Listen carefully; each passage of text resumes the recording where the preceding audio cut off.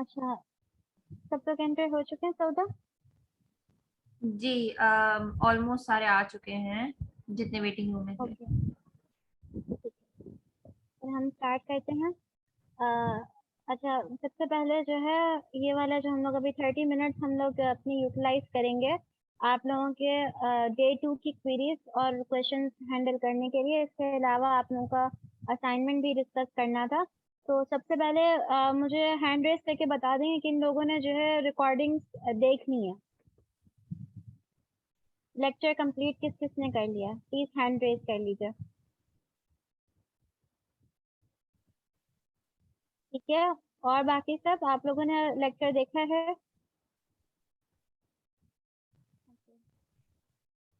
तो till now हमारे पास 1 2 3 4 5 5 लोग हैं, और इस क्लास में जो है ना तकरीबन 75 आई गेस पार्टिसिपेंट्स हैं। पर 75 पार्टिसिपेंट्स जो ये वर्कशॉप ले रहे हैं, जिसमें से सिर्फ 5 लोगों ने रिकॉर्डिंग देखी है। मैं आप लोगों को जो है ना रिमाइंड करवाना चाहूंगी कि हमारी ये वाली जो वर्कशॉप है इसका जो फर्स्ट डे था आप लोगों ने देखा था कि काफी सिंपल था। सेकंड डे था, उसमें आप लोगों के पास थोड़ी सी और जो है ना डिफिकल्टी आई, और अगर थर्ड डे आप लोग आर्ट्स लेंगे तो आप लोगों का जो है दिमाग घूम जाएंगे, अगर आप लोगों ने पुराना जो है ना रिवाइज नहीं किया होगा, पुराना नहीं देखा होगा। तो ये चीज याद रखें कि ये हैंड्स ऑन वर्कशॉप है। हम लोग आप लोगों को फैसिलिटेट करने के लिए हम लोग इसको फिजिकल नहीं ले रहे हैं, वरना अमूमन ये वाली इस तरह की वर्कशॉप फिजिकल होती हैं, ताकि जो जो आपको सिखाया जाए वो आप लोग उसी वक्त इम्प्लीमेंट कर लें। ऑनलाइन आप लोगों के आसानी के लिए रखा जा रहा है, तो इसलिए प्लीज इसको हल्का नहीं लें। ऑनलाइन समझ के, ये समझ के कि आपके पास रिकॉर्डिंग अवेलेबल होगी, या ये समझ के कि आप लोगों के पास असाइनमेंट्स के लिए डेडलाइन है, इसको हल्का नहीं लें, क्योंकि आप लोग खुद ही आप मुश्किल में आ जाएंगे। अच्छा, मुझे जो है ना अब आहिस्ता आहिस्ता करके सबसे पहले ये बताएं कि कितने लोग कहते हैं कि हमें असाइनमेंट की डिस्कशन स्टार्ट करनी चाहिए, वो हैंड रेज करें। सबसे पहले असाइनमेंट डिस्कस करना है, या सबसे पहले हम लोग को आपके क्वेश्चंस देने हैं? असाइनमेंट के पहले डिस्कस करना है, कितने लोग जो है ना इसके लिए एग्री हैं?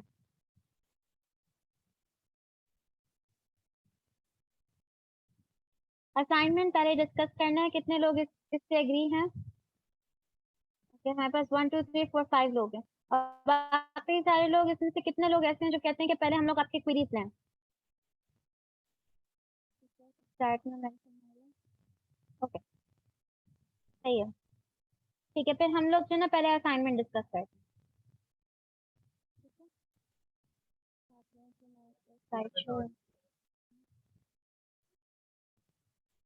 असाइनमेंट खोल लिया है मैंने, डेट ऊपर। ठीक है, जिन लोगों ने लेक्चर लिया है वो लोग प्लीज आप लोगों को जो है ना समझने में आई होप कि प्रॉब्लम नहीं होगी, और जहाँ जहाँ आप लोगों को लगे कि डिफिकल्टी हो रही है तो मुझे जो है बताते जाइएगा। यहाँ पर सबसे पहले जो फर्स्ट क्वेश्चन है वो बहुत सिंपल है। मैंने आप लोगों को एक मैट्रिक्स दिया है ए, एक कॉलम वेक्टर दिया है बी, और एक रो वेक्टर दिया है ए। ठीक है ना? अब सबसे पहला काम आपने जो करना है, तो जाहिर सी बात है इन वेक्टर्स को आप लोग अपने मैटलैब की जो है ना डेटा वर्क स्पेस में लेकर आएंगे। ठीक है, ए को जो है आप लिख के जो है ना इसको डिक्लेयर करेंगे, बी को आपने वर्क स्पेस में लाना है, ए को वर्क स्पेस में लाना है। अब हम इन मैट्रिसेस पे काम करेंगे। तो उसमें सबसे पहला काम तो बहुत आसान है कि आपने increment each element of vector A by 4। Slides में आप देखें तो मैंने एक्सप्लेन किया हुआ है कि एडिशन और सब्ट्रैक्शन के ऑपरेशन होते हैं वैसे एलिमेंट वाइज होते हैं। तो आप लोगों को पता होना चाहिए कि ए के अंदर हर एलिमेंट में हम लोग कैसे +4 कर सकते हैं using a single line command. कुछ लोग ऐसे हैं जो लोग मुझसे पूछ रहे थे कि हम लोग यहाँ पे फॉर लूप लगाना पड़ेगा या कोई लूप लगाना पड़ेगा। आप लोगों ने लूप नहीं लगाना है। ठीक है, मैंने आप लोगों के सामने कुछ एग्जांपल्स जो है रिकॉर्डिंग के अंदर की प्रैक्टिस की थी, आप लोग उनको वॉच करें और फिर मुझे बताएं कि आप लोगों को क्या करना है। इसके अलावा आपने प्रोडक्ट फाइंड करने ए एंड बी के। जब प्रोडक्ट की बात करते हैं तो मैंने सबसे पहले कहा था कि आप लोग देखते हैं कि आपकी डायमेंशन एग्री कर रही है या नहीं कर रही। किसी भी पॉइंट पे अगर मेरी वॉइस डिस्टॉर्ट हो तो मुझे प्लीज इन्फॉर्म कर दीजिएगा, आइदर थ्रू चैट या फिर जो है ना मुझे कोई होस्ट बता दिए कि मेरी वॉइस डिस्टॉर्ट हो रही है। ठीक है, अच्छा, तो हम लोग सबसे पहले अगर ए की जो है ना आप डायमेंशन निकाल सकते हैं आराम से साइज के फंक्शन यूज करके। लेकिन अगर आप नहीं भी करें तो आपको यहाँ पे पता है कि हमारे पास 1 2 3 4 रोज है एंड 4 कॉलम्स है, और बी के अंदर हमारे पास जो है 4 रोज है एंड 1 कॉलम। मैं एनोटेशन टूल ऑन कर दूं।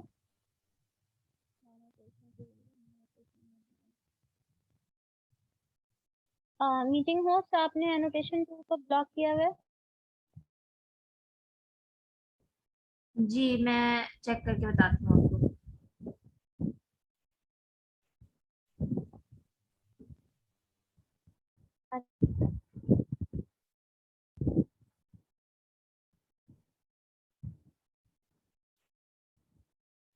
प्लीज इसको देख लीजिए। अच्छा खैर, मैं यहाँ पे 4 कॉलम्स हैं एंड 4 रोज हैं, ये दोनों डायमेंशन इसकी एग्री करती हैं, तो इसीलिए हम लोग आसानी से जो है ए इंटू बी का प्रोडक्ट कंप्यूट कर सकते हैं। अब नेक्स्ट जो मैंने दिया है वो ए इंटू ए, ठीक है।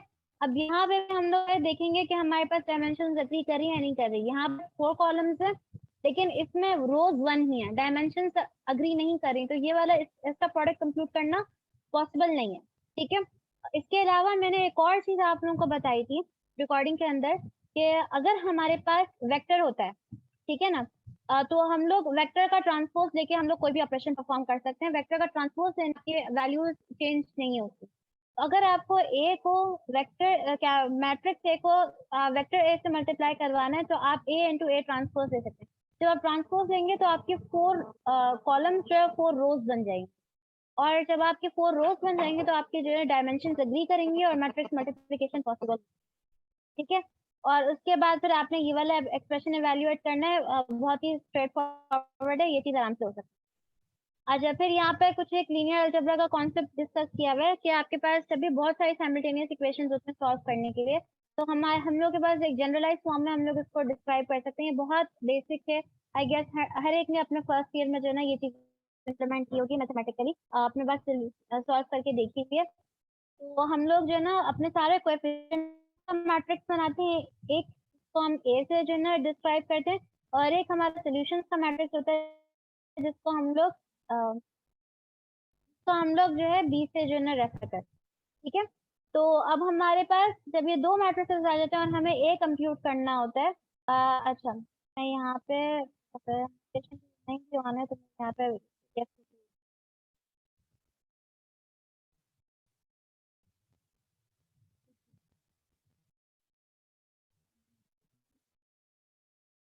ठीक है, मेरे पास ए है, X is equal to B. अब क्योंकि ये वाली चीज मैं जो ना बहुत दफा मेंशन कर चुकी हूँ, तो मैं इसको जल्दी जल्दी करूंगी। यहाँ से आपने ए हटाना है, ए हटाने के लिए आप इनवर्स ऑफ ए को जो है ना मल्टीप्लाई करवाएंगे इस साइड पे, A into X is equal to, क्योंकि आपने पहले मल्टीप्लाई करवाया है इसलिए आप यहाँ पे भी इनवर्स ऑफ ए को पहले मल्टीप्लाई करवाएंगे, ठीक है, क्योंकि मैट्रिक्स मल्टीप्लिकेशन में ऑर्डर मैटर करता है, ठीक है। अच्छा उसके बाद फिर आप लोगों को ने क्या यहाँ पे जो है शुरू में अगर इक्वेशन को देखेंगे, इनवर्स ऑफ ए इंटू ए आपका आइडेंटिटी मैट्रिक्स हो जाएगा, एलिमिनेट हो जाएगा, यहाँ पे आपके पास खाली एक्स बचेगा। X is equal to inverse of A into B, ठीक है। बेसिकली आपने सिंपल चीज यही बस एक तरीके से इम्प्लीमेंट करनी है, और इसके लिए जो है ना आपका टास्क भी अकॉम्प्लिश हो जाएगा, ठीक है। और इस तरह से आप जो है ना अगर आपके पास कोई भी मल्टीपल इक्वेशंस हो जिनको आपने साइमल्टेनियसली सॉल्व करना है, तो आप लोग आराम से मैटलैब के थ्रू ये चीज इम्प्लीमेंट कर सकते हैं, ठीक है। ये इंतहाई बेसिक सा वो है। मैं आप लोगों को इन्फॉर्म करूं कि असाइनमेंट्स में जो लोग देख के घबरा रहे हैं, ठीक है, मेरे पास कुछ ऐसे मैसेजेस आए थे कि हम लोग कंप्यूटर साइंस के स्टूडेंट्स हैं, हमें इलेक्ट्रॉनिक्स की नॉलेज नहीं है, और हम लोगों ने ये सब चीजें ऑनलाइन क्लासेस की वजह से नहीं पढ़ी हैं, तो हमारे कॉन्सेप्ट क्लियर नहीं है। यहाँ पे आपके जो है इंजीनियरिंग कॉन्सेप्ट टेस्ट नहीं होते, यहाँ पे आपकी डेटा हैंडलिंग स्किल्स टेस्ट, ठीक है ना। तो आप चाहे कंप्यूटर साइंस के स्टूडेंट हैं, आप चाहे इंजीनियरिंग के स्टूडेंट हैं, इवन अगर आप college student university level student नहीं है, आप सिर्फ कॉलेज स्टूडेंट है, इंटर और मैट्रिक के स्टूडेंट है, आप तब भी ये वाले सारे टास्क अकॉम्प्लिश कर सकते हैं। मैंने सारे फॉर्मूलाज भी यहाँ मेंशन किए हुए हैं, सारे हिंट्स भी दिए हुए हैं, टास्क को ब्रेक डाउन हुआ है, तो घबराने की बात बिल्कुल भी नहीं है। और फिर मैं आपके पास 24/7 अवेलेबल हूँ कि आप लोग मुझे मैसेज करें और मेरे पास जैसी अपॉर्चुनिटी मिलेगी मैं फौरन आप लोगों की हेल्प कर लूँ। ठीक है, तो टास्क लेके घबराना नहीं है आप लोगों ने, इसको अटेम्प्ट करने की कोशिश करें। ये वाला जो है एक सिंपल क्वेश्चन है, इसमें मैंने बता दिया कि आपके पास सोर्स वोल्टेज 120 वोल्ट है, इंटरनल रेजिस्टेंस 60 ओम है, और एक हमारे पास लोड रेजिस्टर लगा हुआ है आरएल। ठीक है, सिंपल सीरीज सर्किट है ये। अच्छा, we need to find value of RL that results in maximum power being supplied from source to load. जिन लोगों को इंजीनियरिंग की नॉलेज होगी वो लोग आसानी से बता सकते हैं कि हमारे पास मैक्सिमम पावर उस वक्त ट्रांसफर होती है जब दोनों रेजिस्टेंसेस सेम होती है। मतलब अगर इंटरनल रेजिस्टेंस 60 ओम है तो लोड रेजिस्टेंस तो 50 ओम होना पड़ेगा। लेकिन ये चीज हम लोग को यहाँ पे प्रूफ करके बतानी है कि एसी रेजिस्टेंस पे आ रहा है या नहीं आ रहा। ठीक है, मैंने यहाँ पे कुछ इंपॉर्टेंट फॉर्मूलाज मेंशन कर दिए हैं और यहाँ पे हिंट भी बता दी हैं। तो आप लोग सबसे पहले क्या करेंगे, आप लोगों ने एक वेक्टर फॉर्म करना है जिसमें सारी आरएल की पॉसिबल वैल्यूज हो। और मैंने बता दिया कि आप लोग 1 ओम से लेकर 100 ओम तक का एक लीनियरली स्पेस्ड एरे वेक्टर या फॉर्म कर सकते हैं। ठीक है, तो आपके पास एक वेक्टर होगा आरएल के नाम से जिसमें 1 से लेकर 100 तक वैल्यूज हो सकती हैं, या फिर आप इसमें स्टेप साइज भी मेंशन कर सकते हैं। आप फॉर एग्जांपल 10 20 30 40 50 60 इस तरह करके आप सारी वैल्यूज दे सकते हैं। आप इवन नंबर वैल्यूज भी ले सकते हैं, आप ऑड नंबर वैल्यूज ले सकते हैं। ये सब चीजें आपके ऊपर डिपेंड करती हैं। आप 1 से लेकर 100 पूरी वैल्यूज भी लेना चाहे ले सकते हैं, आपको बस वेक्टर बहुत बड़ा होगा। ठीक है, अच्छा उसके बाद फिर आपने आर टोटल को कंप्यूट करना है। आर टोटल इज नथिंग, यहाँ पे R total is equal to R L plus R S लिखा हुआ है। आर एस की वैल्यू आप पहले ही वेरिएबल बना के स्पेसिफाई कर चुकेंगे। ठीक है, 50 ओम से तो आपने सिर्फ क्या करना है, एक और आपके पास एक वेक्टर आ जाएगा जिसमें इन सारी जो भी आपके पास वैल्यू, हर वैल्यू में जो है आर एस ऐड हुआ होगा, then it becomes R total. ठीक है, उसके बाद फिर आपने करंट फाइंड करना है। ठीक है, करंट फाइंड करने के लिए वही जितनी आपके पास आरएल की वैल्यूज हैं उतनी ही आपके पास करंट की वैल्यूज होंगे। फॉर ईच वैल्यू आपने वीक वोल्टेज को आर टोटल वाले मतलब जो वैल्यू होगी उससे जो है डिवाइड करवाना है। ठीक है, एलिमेंट वाइज ऑपरेशंस को मैंने डिटेल में जो है एक्सप्लेन किया हुआ है रिकॉर्डिंग के अंदर। उसके बाद सिमिलरली जब आपके पास ये वाली वैल्यू आ जाएगी, आपके पास आई की वैल्यू आ गई, तो आपने एक और मैट्रिक्स बनाना है पावर, एक और वेक्टर बनाना है पावर का। इसी तरह अपने एलिमेंट वाइज ऑपरेशंस करके सारी वैल्यूज करनी है। और आपके पास जब पावर की for every possible value of RL आपके पास एक वैल्यू ऑफ पावर आ जाएगी। ठीक है, उसमें से आपने सिर्फ मैक्सिमम वैल्यू को एक्सट्रैक्ट करना है। तो it is a very simple and straight forward assignment, इतने ज्यादा मुश्किल नहीं है। अब मैं आप लोगों के जो ना क्वेश्चंस लूंगी। ठीक है, आप मैं आप लोगों के क्वेश्चन लूंगी, आप लोग प्लीज जो लोग मतलब वॉइस ऑन करके अनम्यूट करके क्वेश्चन पूछना चाहते हैं वो लोग अपना हैंड रेज कर लें, बाकी लोग चैट में मेंशन कर दें। सौदा प्लीज जो हैंड रेज करते जा रहे हैं उनके एक एक करके अनम्यूट कर दीजिए। जी बिल्कुल। शफकत हुसैन का हैंड रेज है, मैं आपको अनम्यूट कर रही हूँ। यहाँ पे जो महानूर वगैरह आप लोग,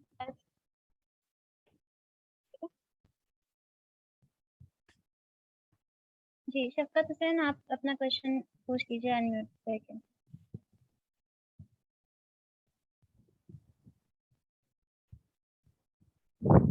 शफकत हुसैन आपका क्वेश्चन है? आई थिंक इनका हैंड रेज अच्छा, पहले से ही हुआ हुआ है जी। अदर देन शफकत हुसैन जिसको कोई भी क्वेरीज है, even even from day one आपके पास डे वन से।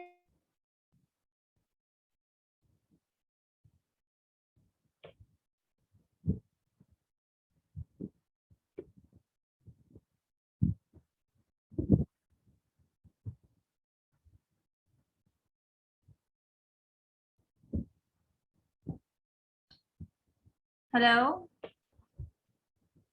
Ma'am, can you hear me? Hello, yes. आवाज आ रही है? We have जी a जी। message from Zohaib Ahmed. He's saying, "Ma'am, I couldn't hear you during practice 3 of recording. Was it only with me or was anyone else facing that issue?" No, we could hear her just fine. Does anyone have any more questions? I think मैंने भी जब मैंने recording पूरी जो है यही चीज देखने के लिए वेरीफाई की थी फ्रॉम डिफरेंट पोर्शंस, तो ये वाली चीज मैंने तो वेरीफाई कर ली थी before uploading it on YouTube. अगर किसी को इश्यू हो रहा है तो फिर मैं आप लोगों को ड्राइव के ऊपर रिकॉर्डिंग अपलोड करके सेंड कर दूंगी। ठीक है, एनी अदर इशू? और किसी का कोई क्वेश्चन है?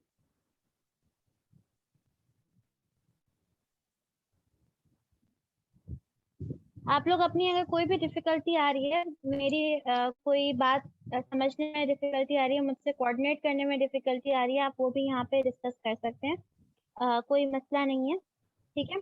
हम लोग यहाँ पे आपकी हेल्प करने के लिए मौजूद हैं, और हमारा एम यही है आप ज़्यादा से ज़्यादा सीख सकें, ताकि मैटलैब एक बहुत पावरफुल टूल है।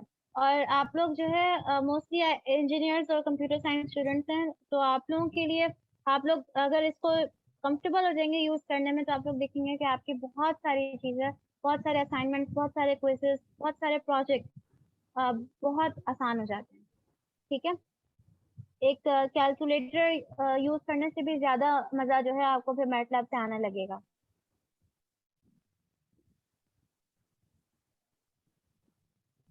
Does anyone have a question? Okay. How to raise the power of matrix other than cube or square? अच्छा, ये बहुत अच्छा क्वेश्चन है, मैं इसको मैथ्स पे एक्सप्लेन करती हूँ। ठीक है, हमारे पास कोई भी मैट्रिक्स है। अच्छा, हम लोग जब उसकी पावर इंक्रीज करते हैं, तो हमारे पास दो चीज होती है, या तो आप एलिमेंट वाइज पावर इंक्रीज करें, या फिर आप जो है पूरे मैट्रिक्स को स्क्वायर करें, ठीक है ना। अच्छा, तो अब हम लोग सबसे पहले, हमारे पास जो ना, मैं एक मैट्रिक्स फॉर्म करती हूँ ए, ठीक है, इक्वल टू, बल्कि मैं जो ना मैट्रिक्स 5, ठीक है, मुझे एक 5 by 5 का जो रैंडम एलिमेंट्स का मैट्रिक्स मिल चुका है। और अब मैं जो है इसको एलिमेंट वाइज हर हर नंबर को जो है मैं किसी, फॉर एग्जांपल 5th ऑर्डर में जो है ना उसको रेज करना चाहती हूँ, ठीक है ना। तो मैं क्या करूंगी, मुझे एलिमेंट वाइज ऑपरेशन परफॉर्म करना है, मैं इसको किसी जगह में स्टोर, किसी वेरिएबल में स्टोर करवाती हूँ। तो ए एलिमेंट वाइज अगर करना है तो मैं डॉट ऑपरेटर जरूर यूज करूंगी, और फिर मुझे क्या कहते हैं, आपने कहा था कि क्यू स्क्वायर और क्यूब से ऊपर जाना है, तो फिर मैं यहाँ पे 5 कर सकती हूँ, ठीक है। तो अब आप अगर इसको कंप्यूट करके देखें तो 17 टू द पावर 5, यहाँ पे अगर हम लोग वेरीफाई भी कर सकते हैं, 17 to the power 5 is equal to the same number, ठीक है। और हर एलिमेंट आपका जो है 5th ऑर्डर से जो है वो इंक्रीज हो चुका है, ठीक है। अच्छा, अगर हम सिमिलरली, मैंने यहाँ पे एक को प्रिंट करवाया, अगर मैं पूरे मैट्रिक्स को मैं 5th मतलब 5th पावर से मल्टीप्लाई करना चाहती हूँ, दिस बेसिकली मीन्स कि मैं, अगर मैं जो है ना पूरे मैट्रिक्स को a टू द पावर 5 करना चाहती हूँ विदाउट द डॉट ऑपरेटर, तो मैं basically a into a into a into a into a into a करती हूँ, मतलब 5 टाइम्स a को आपस में मल्टीप्लाई करवा रही हूँ। Since it is a square matrix, ये रिजल्ट पॉसिबल होगा, क्योंकि स्क्वायर मैट्रिक्स की मल्टीप्लिकेशन का रिजल्ट भी स्क्वायर मैट्रिक्स ही होता है, तो all the dimensions will agree. अगर आपके पास मतलब स्क्वायर मैट्रिक्स नहीं है, तो फिर डायमेंशंस में कहीं ना कहीं इशू आ सकते हैं, और आपके पास ये जो एक्सपोनेंशिएशन होती है ये पॉसिबल नहीं होगी, ठीक है। अच्छा, तो अब यहाँ पे मैं करना चाहूंगी, स्क्वायर मैट्रिक्स है, और मैं यहाँ पे जो है ना सी का मैट्रिक्स बनाती हूँ, और उसमें मैं जो है ये कर रही हूँ। अब आप देख सकते हैं कि ए और बी, मैं बी को भी यहाँ पे शो करवा दूं, ए और बी का रिजल्ट कंप्लीटली डिफरेंट आ रहा है, ठीक है ना। ए और बी का रिजल्ट कंप्लीटली डिफरेंट आ रहा है, इसकी वजह ये है कि बी में जो है आपकी एलिमेंट वाइज ऑपरेशन परफॉर्म हुआ था, और ए में पूरी मैट्रिक्स मल्टीप्लिकेशन, ठीक है। तो ये वाली चीजें हैं। सिमिलरली आपके पास एक और फंक्शन होता है पावर का, जो कि आप जो है ना हेल्प पावर करके जो है ना टाइप कर सकते हैं। इसमें पावर में जो है ना आप अपना जो है ना वेरिएबल, दो आर्ग्यूमेंट सेंड करते हैं, जैसे फॉर एग्जांपल मैं आपको बता देती हूँ, d is equal to power a और 5, ठीक है। तो ये बेसिकली वही चीज करेगा कि ये अगर आप देखें तो हर एलिमेंट को टू द पावर ऑफ 5 जो है रेज कर देता है, ठीक है। और इसकी जो ना फर्दर आप एक्सप्लेनेशन यहाँ देख सकते हैं, इसकी एग्जांपल भी आप जो है मैटलैब की डॉक्यूमेंटेशन में निकाल के देख सकते हैं। I hope I have answered your question, ठीक है। अच्छा, उसके बाद नेक्स्ट क्या था, रैंड एन और रैंड फंक्शन के बीच में कमांड में डिफरेंस चाहिए। अच्छा, असल में मैं इंटरनेट पे आपको बताती हूँ रैंड एन और रैंड डाई में है क्या। नॉर्मल डिस्ट्रीब्यूशन,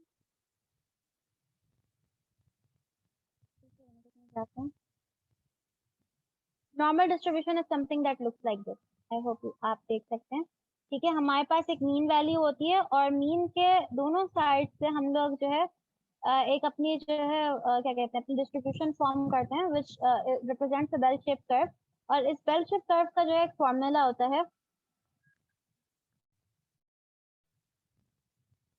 ठीक है, विच इज दिस वन, ठीक है, ठीक है, element divided by the mean, और उसके बाद फिर divided by the standard deviation, ठीक है, ये नॉर्मल फॉर्मूला है, सही है।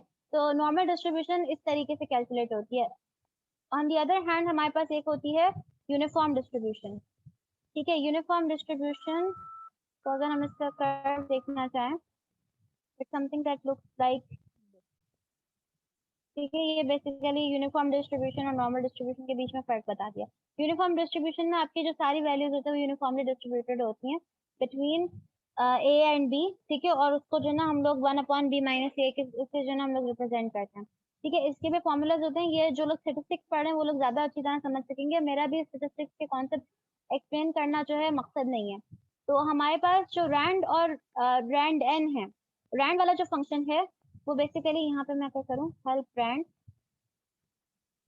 ठीक है। तो रैंड में आपके पास आपके जो नंबर्स आपको जो ना डिफाइन करके देता है वो नॉर्मली डिस्ट्रीब्यूटेड नंबर्स होते हैं, ठीक है, वो आपके पास रैंडम वैल्यूज होती हैं, लेकिन रैंडम वैल्यूज ऐसे होती हैं कि 0 और 1 के इंटरवल के बीच में नॉर्मली डिस्ट्रीब्यूटेड वैल्यूज जो है ना वो फाइंड करके देता है, ठीक है। एंड सिमिलरली अगर मैं यहाँ पे हेल्प रैंड एन करूँ,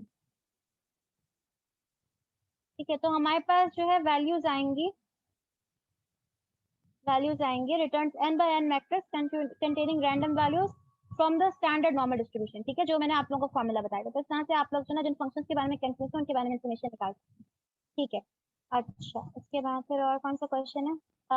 आई होप कि मैंने आपका क्वेश्चन आंसर कर लिया होगा, अगर नहीं आंसर किया तो आप उसको दोबारा से चैट में मेंशन कर दीजिएगा। इज डॉट नेसेसरी, अगर आपने एलिमेंट वाइज ऑपरेशन करना है, मतलब हर एलिमेंट को पावर 5 से पावर 5 क्या कहते हैं, every element should be raised to the power 5, then the dot operator is necessary।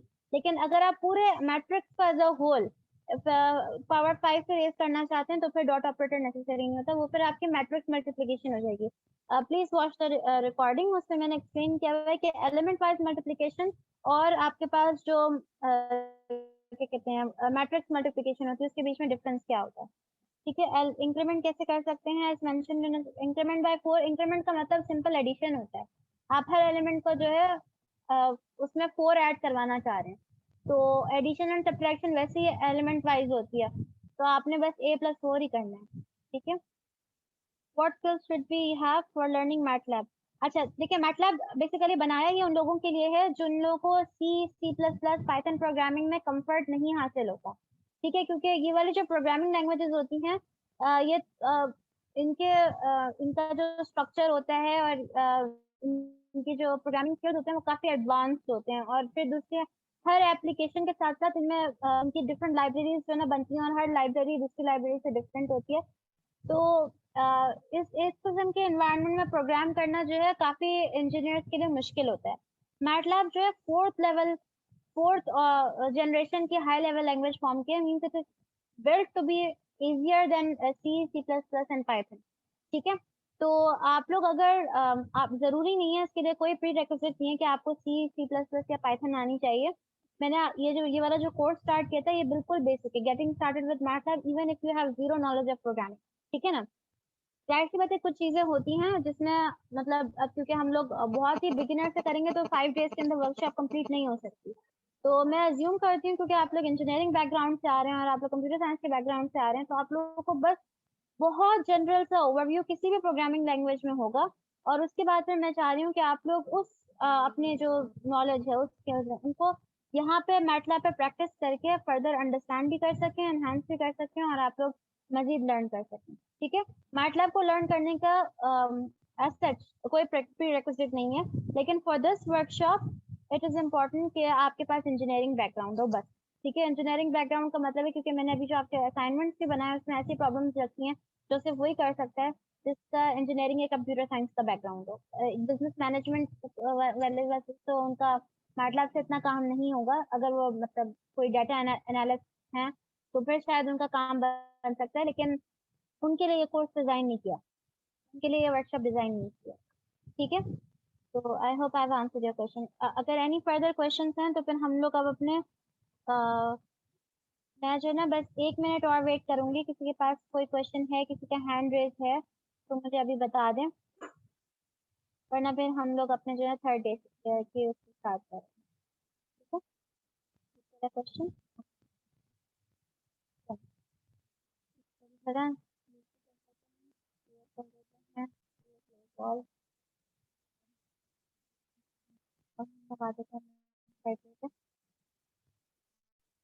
अच्छा, आज के दिन जो है थोड़ा सा हमारा सिलेबस ज्यादा है, लेकिन इसके बाद जो नेक्स्ट 2 डेज होंगे, डे 4 एंड डे 5, वो बहुत रिलेटिवली इजी होंगे। ठीक है, तो आज थोड़ी सी आप लोगों ने मेहनत ज्यादा करनी।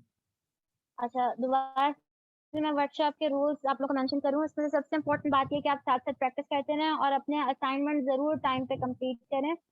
टाइम से कंप्लीट करने का मतलब ये है कि आपने जो आज सीखा है उसको आज के आज ही इम्प्लीमेंट करें।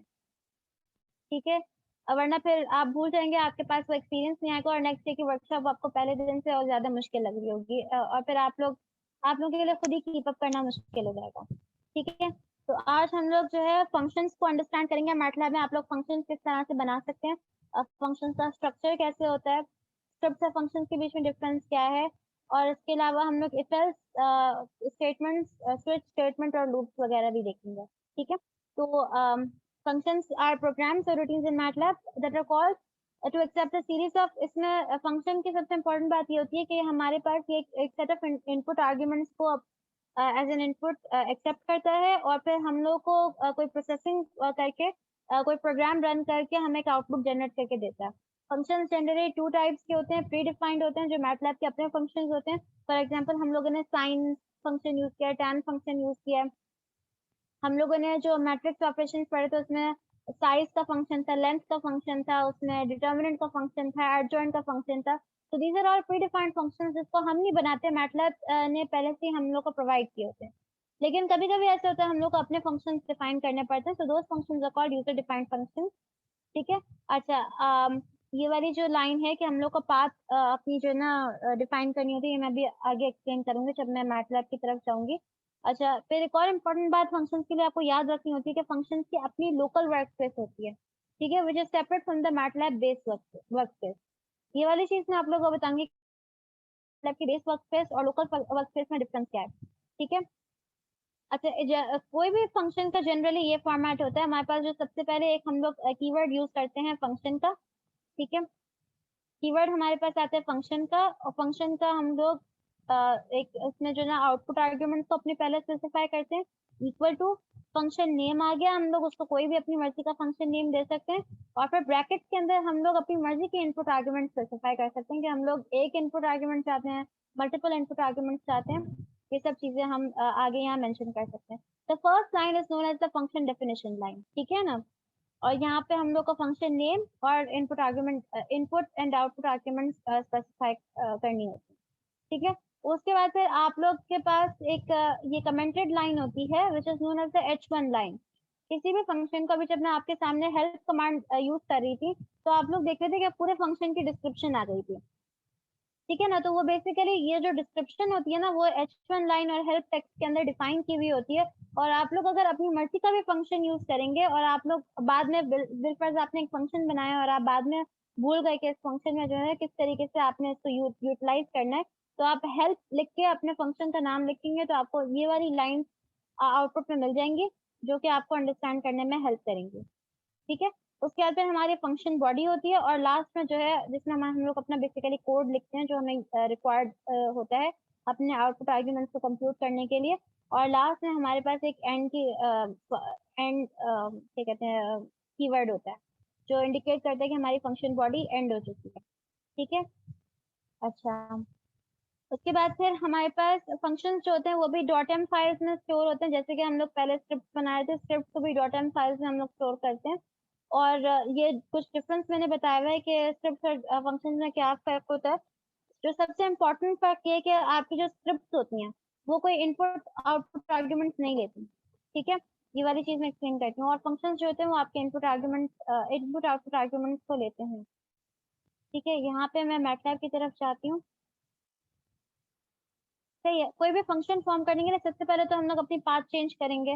मेरे पास यहाँ पे मैटलैब प्रैक्टिस का एक फोल्डर बना हुआ है, मैं इसकी पाथ को कॉपी करूंगी। ठीक है, या तो मैं जो है सीडी करके कोटेशन मार्क्स में पेस्ट कर दूंगी, तो मेरी जो है ऑटोमेटिकली डायरेक्टली चेंज हो जाएगी। ठीक है, हाँ तब थोड़ा सा स्लो हुआ हुआ है। ठीक है, यहाँ पे आप देख सकते हैं कि मेरी मैटलैब प्रैक्टिस वाला फोल्डर खुल चुका है। ठीक है, या फिर आप सिंपली जो है इसको सेलेक्ट करके यहाँ पे कंट्रोल भी कर देंगे और एंटर करेंगे, तो आपका दोबारा से जो है डायरेक्टली चेंज हो जाएगी। पाथ चेंज करने के। अच्छा, अब फंक्शंस को अगर आप चाहें कि आप फॉर एग्जांपल किसी ये वाला, मैं अभी मैटलैब की वर्कशॉप करवा रही हूँ, तो मैंने इसके लिए स्पेशली जो है फोल्डर बनाया हुआ है मैटलैब प्रैक्टिस, और जो भी फंक्शंस बनाऊंगी वो सिर्फ मैं इस वर्कशॉप तक ही कन्फाइन करूँ। तो फिर मैं मेरे सारी फंक्शन की जो स्क्रिप्ट होती हैं वो इस वाली डायरेक्टरी के अंदर ही मौजूद होनी चाहिए। लेकिन अगर मैं चाहती हूँ कि जनरलाइज मेरे फंक्शंस जो है वो कहीं पे भी मतलब किसी और प्रोजेक्ट में भी, किसी और फाइल में भी जनरलाइज तौर पे यूटिलाइज हो, तो फिर मैं कोई भी एक अपने फंक्शंस का फोल्डर बना के उसके स्पेशल पाथ में एंटर कर सकती हूँ। यहाँ पे मैं सेट पाथ लिखूंगी। ठीक है, और यहाँ पे जो है अपनी कोई भी मैं फोल्डर अपना जो भी मेरे अपने यूजर डिफाइंड फंक्शन है जो मैंने स्पेशली अपने फोल्डर्स बनाए हुए हैं, उनको मैं यहाँ पे ऐड फोल्डर करके उस फोल्डर को यहाँ पे इंक्लूड करवाती हूँ। ठीक है, सेलेक्ट फोल्डर करके तो यहाँ आ जाएगा। सही है, जब मैंने ये वाली पाथ यहाँ पे इसको सेव करवा चुकी होती हूँ, तो अब चाहे मेरा फंक्शन मैंने अपने किसी और प्रोजेक्ट में जिसका मैटलैब वर्कशॉप से कोई ताल्लुक नहीं है, अगर मैं वहां पे भी अपना यूज करना चाहूंगी तो मैं उस फंक्शन को इजीली एक्सेस कर सकती हूँ। अगर आपने ये वाला काम नहीं किया होगा तो आप सिर्फ उसी वक्त एक्सेस कर सकते हैं जब तक आप मैटलैब जो उस फाइल उस डायरेक्टरी के अंदर मौजूद हो जिसमें आपने वो फंक्शन सेव करवाया हुआ है। ठीक है, तो ये वाली चीज थी जो मैं एक्सप्लेन करना चाह रही थी। अच्छा, उसके बाद फिर हम लोगों ने मैंने आपको बताया था कि फंक्शन को फॉर्म कैसे करते हैं। आप इस डायरेक्टरी के अंदर जाएं, राइट क्लिक करें, ठीक है, न्यू में जाएं, और आप यहाँ आपके पास यहाँ पे मल्टीपल ऑप्शंस होते हैं। यहाँ पे आप कोई अपनी स्क्रिप्ट बना सकते हैं, लाइव स्क्रिप्ट बनाना चाहिए। मैंने स्क्रिप्ट और लाइव स्क्रिप्ट कैसे फॉर्म करते हैं आप लोगों को बता दिया था। अब मैं आप लोगों को फंक्शन फॉर्म करना बताऊँ। यहाँ पे जो है फंक्शन फॉर्म करेंगे। ठीक है, थोड़ा सा स्लो हुआ है आज मेरा मैटलैब।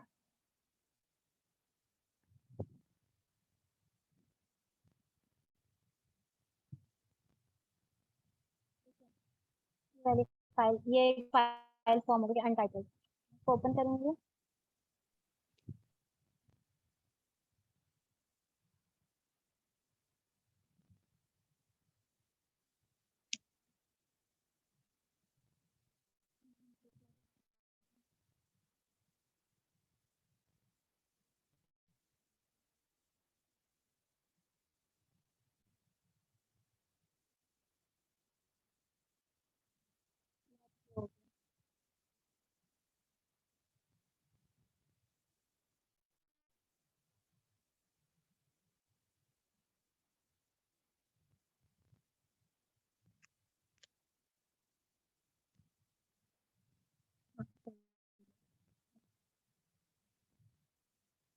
अच्छा, अब ये जो है ना अभी वही जनरल फॉर्मेट होता है, सॉरी, ये जो आपके पास जनरल फॉर्मेट होता है वही मैंने कहा था कि फंक्शन का एक कीवर्ड होता है।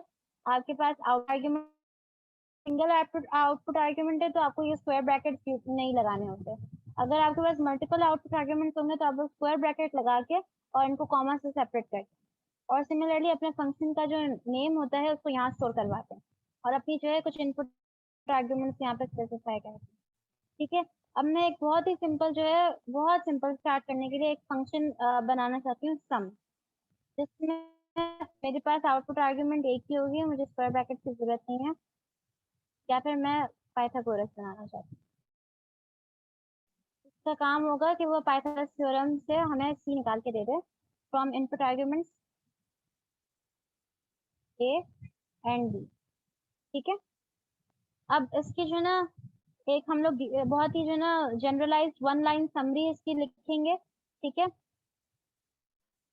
ये यहाँ पे जो ना पाइथागोरस थ्योरम लिख देती हूँ बस, ठीक है। और मैं लिख देती हूँ कि बेसिकली ये कंप्यूट करता है स्क्वायर रूट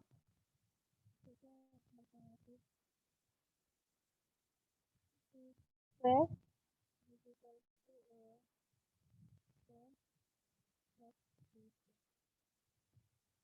ठीक है। यहाँ पे मैं इसकी डिटेल, ठीक है, compute the value of hypotenuse from perpendicular and opposite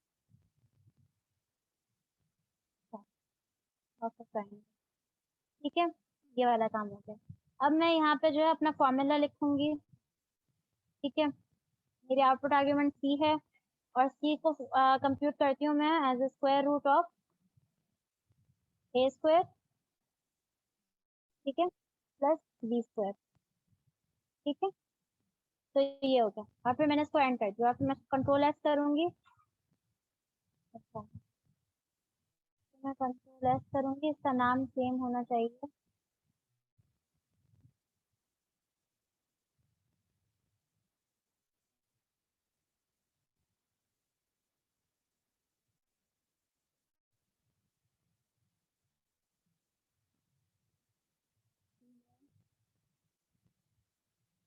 ठीक है। अब हम लोग देखते हैं कि इसको जो ना हम कॉल कैसे कर सकते हैं। मैं अपनी कमांड विंडो में गई, ठीक है, और फिर मैं यहाँ पे लिखूंगी पाइथागोरस और मैं यहाँ पे अपने ब्रैकेट के अंदर इनकी इनपुट आर्गुमेंट दे सकती हूँ। फॉर एग्जांपल मेरे पास एक साइड 3 है and the other side is 2। मैं यहाँ पे करूंगी, मुझे ये कंप्यूट करके दे देगा 6.606, ठीक है। अच्छा, सिमिलरली अगर ये आप लोग जो है वेरीफाई करके भी देख सकते हैं कि ये आपका करेक्ट काम कर रहा है या नहीं कर रहा है ये वाला फंक्शन। सिमिलरली मैं इसको किसी स्क्रिप्ट से भी कॉल कर सकती हूँ। मैं यहाँ पे एडिट लिखूंगी, एडिट से आपको पता है कि एक स्क्रिप्ट जो है ना, एक general script, not a live script, कोई स्क्रिप्ट खुल जाती है। यहाँ पे मैं जो है ना अपना लिखना चाह रही हूँ कि मेरे पास साइड ए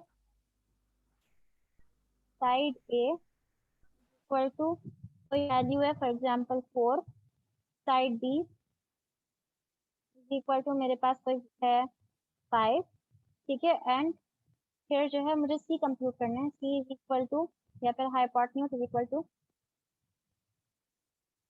मैं पाइथागोरस का फंक्शन यूज करूंगी, ठीक है। और मैं साइड ए और साइड बी को इसमें as an input argument send कर दूंगी और फिर मैं अपना आउटपुट डिस्प्ले करवाना चाह रही हूँ तो मैं एफ प्रिंट का फंक्शन यूज कर, ठीक है।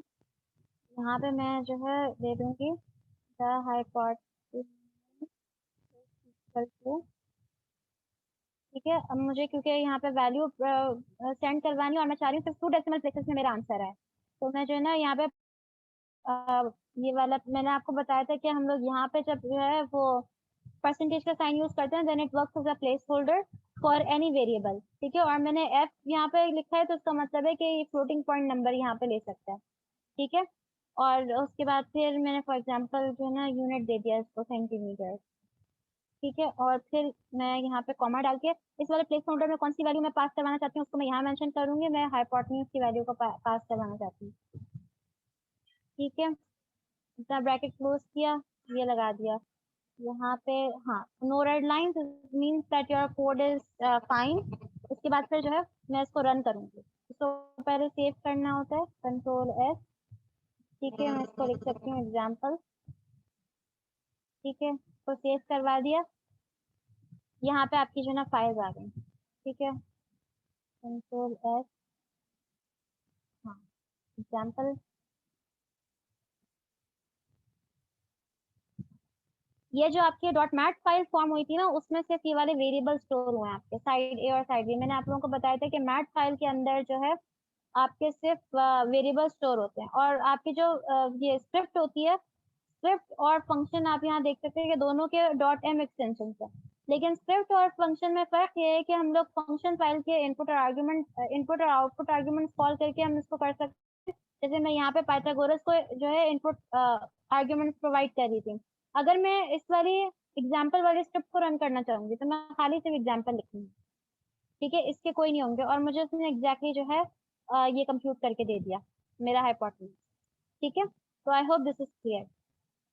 If there are any questions मुझे प्लीज अभी बता दें चैट में, ताकि हम आगे बढ़ सकें।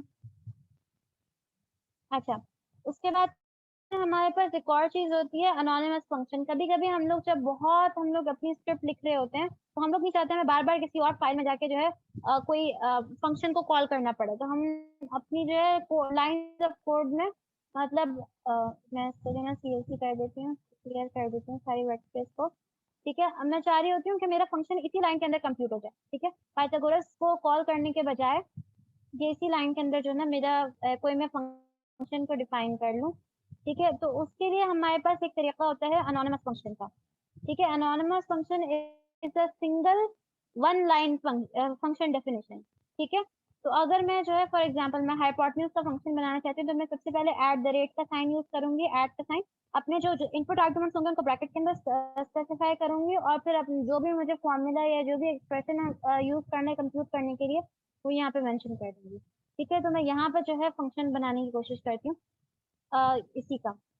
बल्कि एक काम करते हैं हम लोग, टाइम बचाने के लिए हम लोग एग्जाम्पल की तरफ चल जाते हैं। मैंने यहाँ पे प्रैक्टिस एग्जाम्पल लिखी हुई है। मुझे बेसिकली एक ऐसा फंक्शन बनाना है स्क्रिप्ट फाइल के साथ जो टेम्परेचर एंड सेल्सियस को इनपुट ले और उसको फ़ारेनहाइट में कन्वर्ट कर दे, ठीक है ना। तो ये मुझे एक फंक्शन नेम बनाया हुआ है और इसका पर्पस दिया है, ठीक है। फॉर्मूला भी मैंने यहाँ पे बताया हुआ है। इसको जो ना सबसे पहले एक नॉर्मल फंक्शन के तौर पे आप लोग इम्प्लीमेंट करें, और जिससे जो ना इम्प्लीमेंट हो जाए वो अपना हैंड रेस करें, ठीक है। जिससे ये वाला काम हो जाए वो अपना हैंड रेस करें, साथ साथ आप लोग जो ना इम्प्लीमेंट करते जाएं।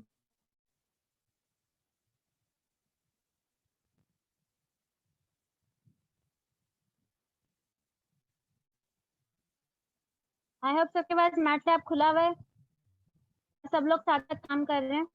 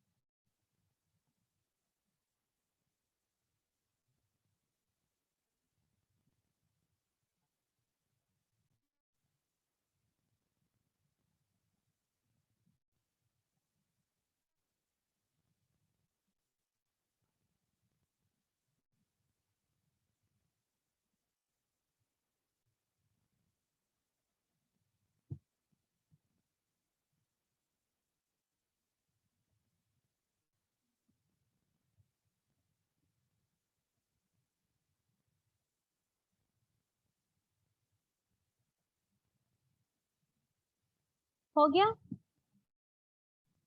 हैंड रेस कीजिए प्लीज।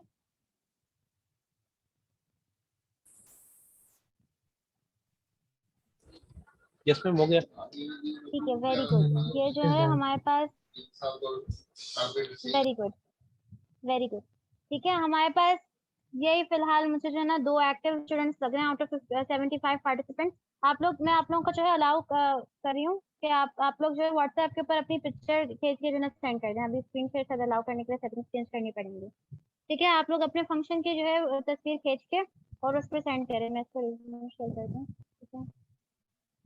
और मैंने यहाँ पर जो है ना इसको कर दिया व्हाट्सएप के ऊपर सेंड, आप ताकि मैं देख सकूँ सही हुआ है। और हम लोग जो है ना एक साथ करने की कोशिश करते हैं। हम लोग इस वाले फंक्शन को मैंने सेव करवा दूँ और हम लोग जो है कंप्यूट करते हैं।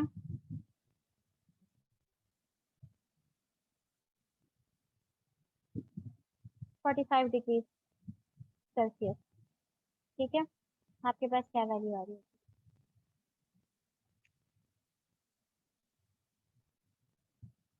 चैट में लिख के बता दें। मैंने स्क्रीन शेयर रिज्यूम किया, आपके पास रिज्यूम हो चुकी है? नहीं हुई।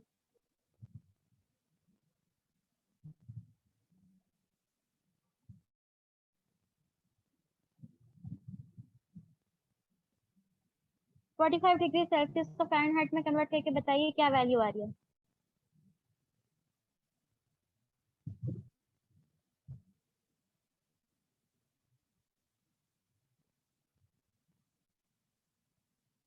चैट में कोई भी रिस्पॉन्ड नहीं कर रहा। मैंने अभी आप लोगों को समझाया था कि ये हैंड्स ऑन वर्कशॉप है। हैंड्स ऑन वर्कशॉप का मतलब ये होता है कि आप लोग साथ साथ काम करें। अगर आप लोग नहीं काम करेंगे, जाहिर सी बात है आप लोगों के ऊपर कोई जबरदस्ती नहीं है, लेकिन आप लोगों की कोई लर्निंग भी नहीं। तो हर एक को पता होना चाहिए कि उनको किस चीज़ से फ़ायदा है और किस चीज़ से नुकसान है। अपने फ़ायदे को हासिल करने की खुद ही कोशिश करनी चाहिए। ठीक है।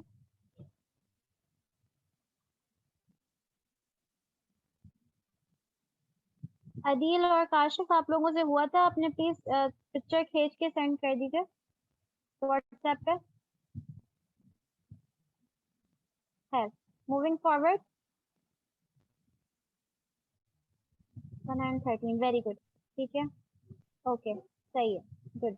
जिन जिन लोगों से हो चुका है वो अपनी पिक्चर खींच के व्हाट्सएप ग्रुप पे सेंड करें। मैंने अलाउ की हुई आई गेस पार्टिसिपेंट्स को जो है प्राइवेसी सेटिंग्स चेंज की हुई है। Participants in this meeting who have completed this assignment kindly share their pictures or screenshots in the group, the WhatsApp group. आप लोगों को परमिशन मिल चुकी है, अलाउ किया गया है ग्रुप के अंदर कि आप लोग अपनी स्क्रीनशॉट्स काम के सेंड कर दीजिए, तो अभी ही सेंड कर दें आप लोग। ओके, अब जो है ना, मैं एक न्यू स्क्रिप्ट फाइल सेंड करना चाह रही हूँ, टेम्परेचर कन्वर्जन। ठीक है, मैं इसको ओपन करती हूँ। ठीक है, यहाँ पे अब आप लोगों ने सेम यही वाला फंक्शन इम्प्लीमेंट करना है, but as an inline function. ठीक है, जिसमें अनोनिमस फंक्शन का ये सिंटैक्स है। अनोनिमस फंक्शन का ये सिंटैक्स है। ठीक है, f is equal to at, आपके पास आर्ग्यूमेंट्स आएंगे और फिर एक्सप्रेशन आएगा। तो यहाँ पे जो है सिंपल क्या होगा आपके पास, एट पहले मैं अपना फ़ारेनहाइट में मुझे चाहिए, तो मैं f इज इक्वल टू अपने ऐड करके अपने फंक्शन को डिफाइन करना स्टार्ट करूंगी, अपने आर्ग्यूमेंट्स बताऊंगी। आर्ग्यूमेंट्स मेरा सेल्सियस में टेम्परेचर होगा। ठीक है, और फिर इसका मैं एक्सप्रेशन लिखूंगी। ठीक है, विच इज बेसिकली सबसे पहले 9/5 इंटू सी सेल। ठीक है, ब्रैकेट क्लोज और फिर प्लस 32। ठीक है, और अब मैं इसी फंक्शन को कॉल करूंगी।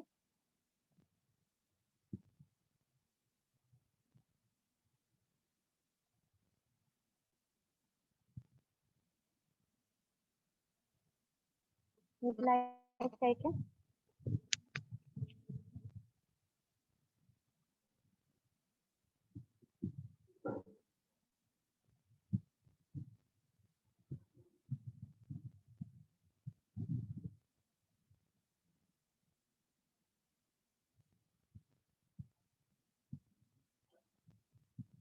मेरी लाइन नहीं है तो मैं ठीक है, फंक्शन हो गया। उसके बाद फिर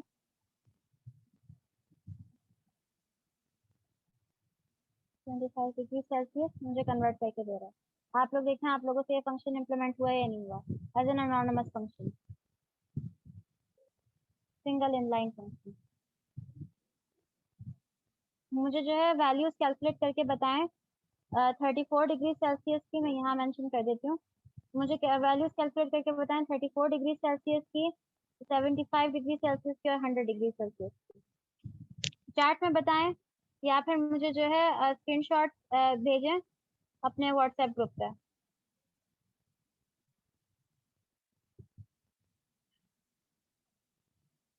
ठीक है, वेरी गुड,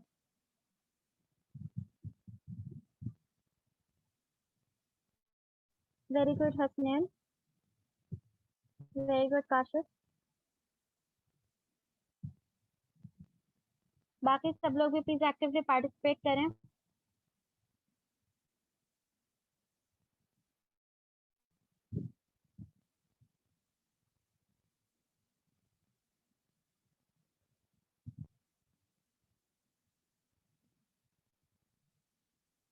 अच्छा, ये यहाँ रखती हूँ, फंक्शन मेरा फॉर्म हुआ हुआ है। हाँ, मैंने यहाँ रखा हुआ है। आप लोग मुझे चार्ट में बताएंगे कि 34 डिग्री सेल्सियस, 75 डिग्री सेल्सियस और 100 डिग्री सेल्सियस की वैल्यू फ़ारेनहाइट में क्या होती है। ठीक है। अच्छा, उसके बाद फिर हम लोग थोड़ा सा आगे बढ़ते हैं।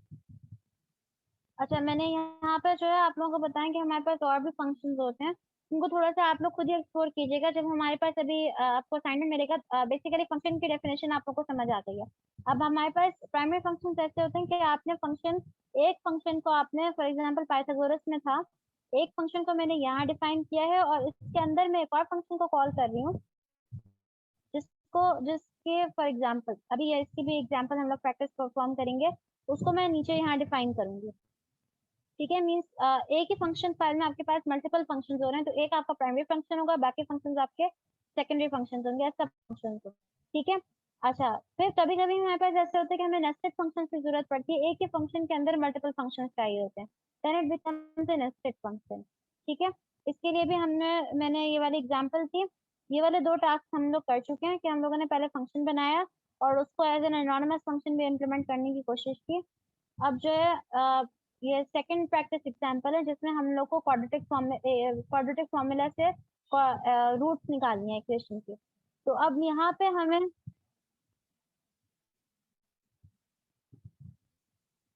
ठीक है, 34 डिग्री सेल्सियस इक्वल टू 9, इसको वेरीफाई करके देखते हैं। मैंने यहाँ पे फंक्शन था, मैं इसमें 34 दूंगी, करेक्ट,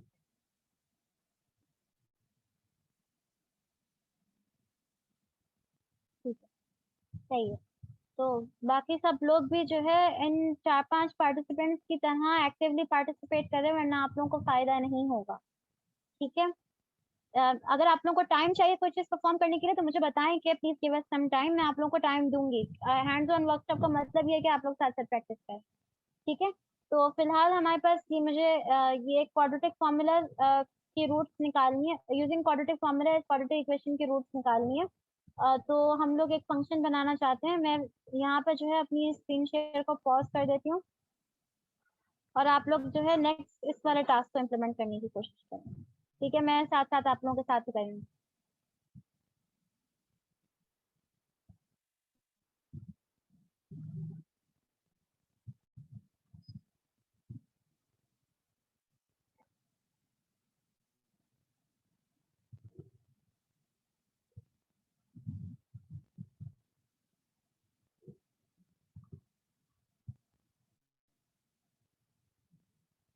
आप लोग न्यू फंक्शन बनाएं। ठीक है, उसको क्वाड्रेटिक का नाम दे दें।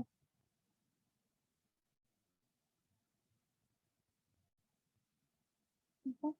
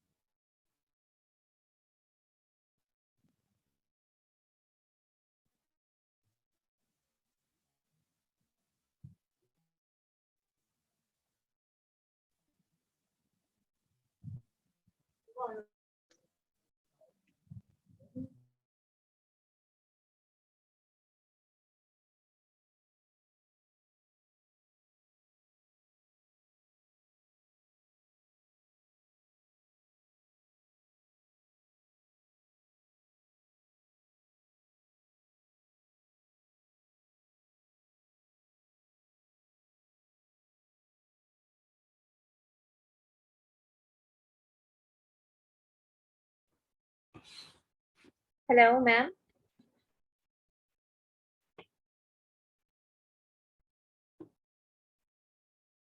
Ma'am, can you hear me? जी सौदा। We have some queries in the chat box. Okay. Yes. अच्छा, तो हमारे पास प्रैक्टिस तो अच्छा फंक्शन को फॉर्म करने के लिए क्वेरीज हो रही हैं। मैं यहाँ पे स्क्रीन की रिज्यूम कर रही हूँ, ठीक है। मैं यहाँ पे फिर से एक्सप्लेन कर देती हूँ ताकि क्लियर तरह फंक्शन फाइल फॉर्म करने के लिए हम लोग न्यू करेंगे, ठीक है। यहाँ से हम फंक्शन फॉर्म करेंगे, उसके बाद फिर जो ना आपकी फाइल ओपन होगी उसको आपने रीनेम करना है अपने फंक्शन नेम के बराबर, ठीक है। मैंने यहाँ पे क्वाड्रेटिक एक खोल लिया था, ठीक है। यहाँ पे अब आप लोगों को बेसिक सिंटैक्स दिया हुआ है, मुझे क्वाड्रेटिक फॉर्मूला इंप्लीमेंट करना है, मींस कि मुझे जो है रूट चाहिए एंड क्वाड्रेटिक फॉर्मूला की रूट x1 और x2 के फॉर्म में होती है। तो मेरे पास 2 रूट्स होंगी, x1 एंड x2, ठीक है। और मेरी इनपुट आर्ग्यूमेंट्स 3 कोएफिशिएंट्स होंगे a b एंड c, ठीक है। अच्छा उस यहाँ पे आप लोग जो है ना अपनी समरी लिख सकते हैं। मैंने एक्सप्लेन किया था कि ये जब आप बाद में अपने फंक्शन को भूल जाएं उसके बारे में फर्दर इन्फॉर्मेशन निकालना चाहें तो आप लोग हेल्प कमांड करके ये वाली समरी आपके पास मैम स्क्रीन अवेलेबल हो पॉज है जाएगी। आपकी। स्क्रीन पॉज है अभी भी, मैटलैब की स्क्रीन अवेलेबल नहीं है, मैं शेयर ओके सॉरी, ठीक है। अच्छा मैं दोबारा शुरू से करती हूँ, ठीक है। इसको फाइल को डिलीट कर देते हैं,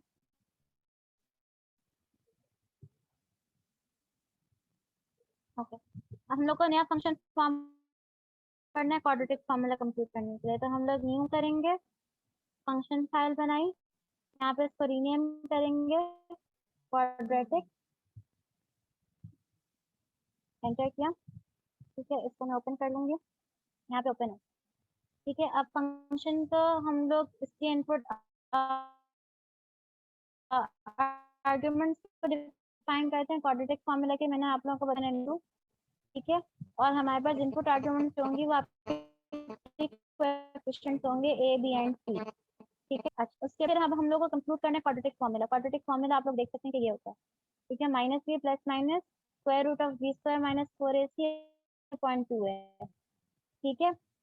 तो सबसे पहले हम लोग करते हैं कि हम लोग जो स्क्वायर वाली चीज होना से हो तो इसके लिए लिख के, और मुझे पता है कि ये स्क्वायर रूट है बी की पावर 2 प्लस ए इंटू सी, ठीक है। यहाँ तक आई होप क्लियर होगा। उसके बाद फिर मुझे x1 और x2 कंप्यूट करना है। एक x की वैल्यू वो होगी जिसमें आप डिस्क्रिमिनेंट से प्लस कर रहे होंगे, और दूसरी आपकी वैल्यू होगी जिसमें आप डिस्क्रिमिनेंट से माइनस कर रहे होंगे। तो मैं इसको इम्प्लीमेंट करने की कोशिश करती हूँ। x1 is equal to minus b, ठीक है, प्लस डिस्क्रिमिनेंट, ठीक है। इसको मैंने ब्रैकेट में इनक्लोज किया, डिवाइडेड बाय, दोबारा ब्रैकेट में यूज कर देती हूँ, 2 इंटू ए, सही है। और x2 में भी सेम यही चीज कॉपी होगी, बस आपका साइन चेंज हो जाएगा, ठीक है। माइनस सी की यहाँ पे माइनस आ जाएगा एंड इट्स द सेम, सही है। ये आप अपने जो है सेव कर देंगे कंट्रोल एस करके, तो आपका क्वाड्रेटिक फॉर्मूला उसका ये इसकी इम्प्लीमेंटेशन होगी, सही है। और अब हम लोग इसको टेस्ट करने की कोशिश करते हैं।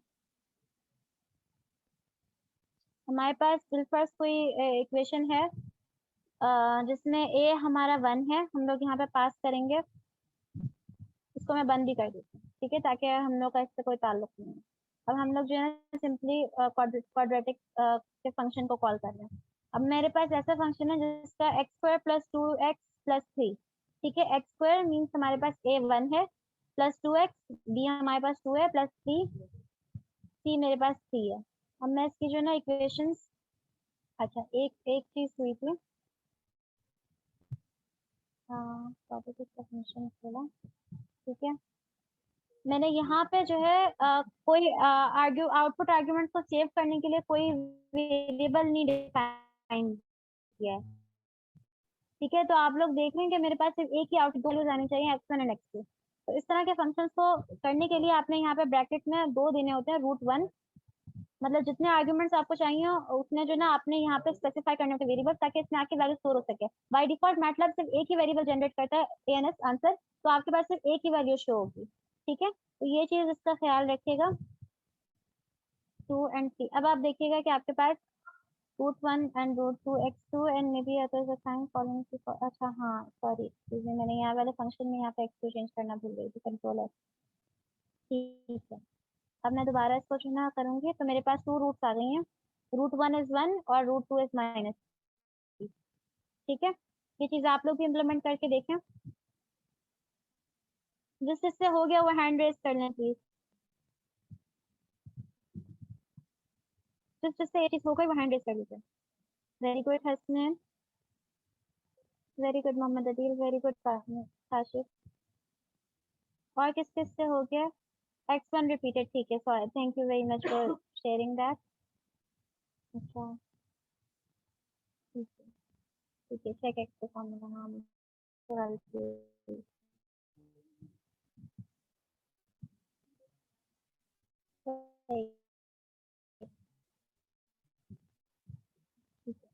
और आप करते हैं जो जो टास्क आपसे सक्सेसफुली होते जाए उसके स्क्रीनशॉट जो है व्हाट्सएप ग्रुप पे सेंड करें ताकि अगर मुझे फर्दर कमेंट्स देने हो आप लोगों के मतलब कोडिंग के ऊपर तो मैं आप लोगों को प्रोवाइड कर दूँ ठीक है तो अपने स्क्रीनशॉट जरूर शेयर करें अच्छा अब नेक्स्ट टास्क ये है कि विद इन फंक्शन फाइल हम लोग एक सब फंक्शन बनाना चाह रहे हैं ठीक है दैट कैलकुलेट्स द डिस्क्रिमिनेंट अब मैं डिस्क्रिमिनेंट को एज अ सब फंक्शन कॉल करना चाहती हूँ ठीक है तो मैं क्या करूंगी सब फंक्शन किस तरह से डिफाइन करते हैं हम लोग इसी के नीचे एक और फंक्शन बनाएंगे ठीक है हम लोग एक फंक्शन का कीवर्ड लिखते हैं हमारे पास आउटपुट आर्गुमेंट्स होती हैं तो मैं आउटपुट आर्गुमेंट को डी कर देती हूँ which is basically the discriminant और इसका नाम मैं लिखूंगी डिस और इसकी जो इनपुट आर्गुमेंट्स होंगे वो हमारे पास वही होंगी ए बी एंड सी ठीक है यहाँ पे मैं इसको A1 B1 और C1 क्योंकि हम लोग को थोड़ा सा डिफरेंस चाहिए होता है वैल्यूज में ठीक है अच्छा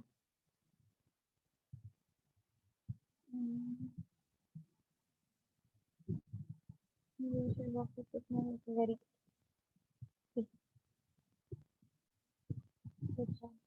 अच्छा तो अब मैं जो है यहाँ पे इसकी फिर हमारे पास सेम सिंटैक्स होता है अगर सिंटैक्स में कोई इशू हो तो आप लोग यहाँ से कॉपी पेस्ट कर सकते हैं ठीक है यहाँ से मैं कॉपी पेस्ट करूँगी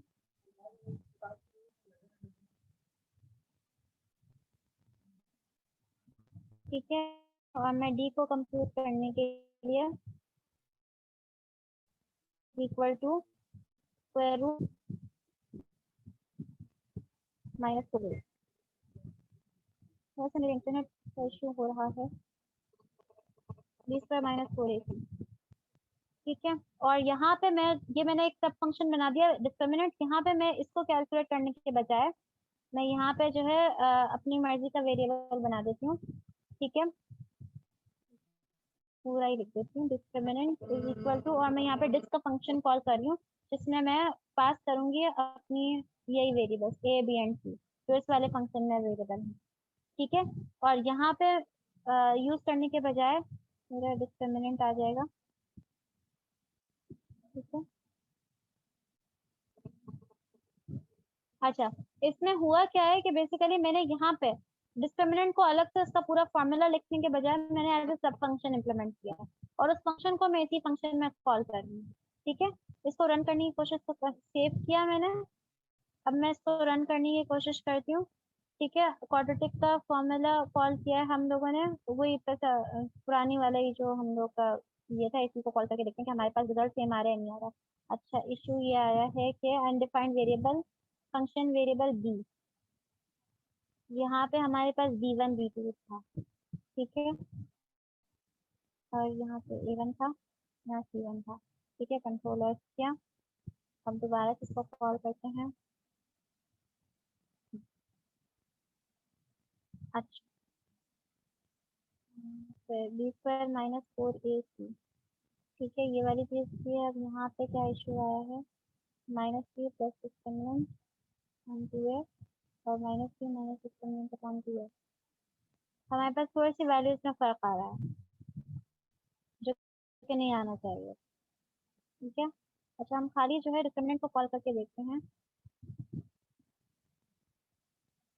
ठीक है हम यहाँ पे अच्छा एक एक चीज हम लोग यहाँ पे जो ना हम लोग को जब अपने कोड की डिबगिंग करनी होती है तो हम लोग ब्रेक पॉइंट्स लगा सकते हैं ठीक है मैं यहाँ पे ब्रेक पॉइंट लगाना चाहती हूँ यहाँ पे ब्रेक पॉइंट लगाना चाहती हूँ, यहाँ पे ब्रेक पॉइंट लगाना चाहती हूँ, ताकि मुझे x1 और x2 की वैल्यू पता चल जाए। अब मैं क्या करूँगी, यहाँ से जो है क्या कहते हैं उसको, मैं एडवांस करूँगी। यहाँ पे सिर्फ ये वाला सेक्शन रन, सिर्फ ये वाली लाइन रन करके देखो सबसे पहले। ठीक है, इसको सेलेक्ट किया हम लोगों ने, और यहाँ पे था इवेल्युएट करंट सेक्शन। ठीक है, सिर्फ ये वाली लाइन रन होगी, हमारा फंक्शन कॉल हुआ है।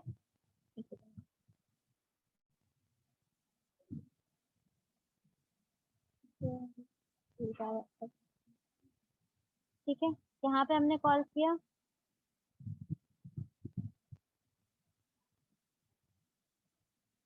तो हुआ है।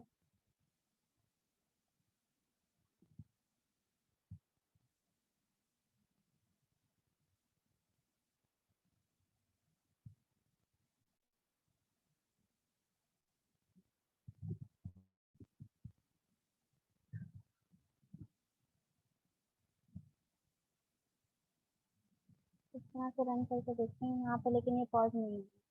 ठीक है, यकीनन मैं कोई गलती कर रही हूँ और वो मुझे नजर नहीं आ रही। अगर किसी को नजर आए मेरी गलती तो मुझे प्लीज बता दीजिए। Last time we implemented B square minus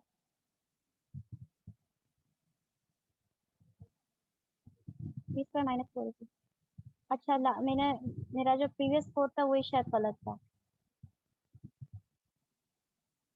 ठीक है, सही है। अगर मैं यहाँ पे इसको जो है इस लाइन को रिप्लेस कर लूँ, कंट्रोल नया फंक्शन बनाते हैं, ये जो है कॉपी करके,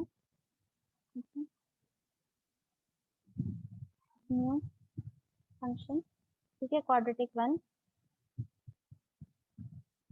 ठीक है, और यही वाली चीज कॉपी करते हैं। बस हम लोगों ने जो पिछला काम किया था, मैं देखना चाह रही हूँ कि मैंने पहली दफा ही काम गलत किया है या फिर अभी मैंने मिस्टेक कर रही हूँ।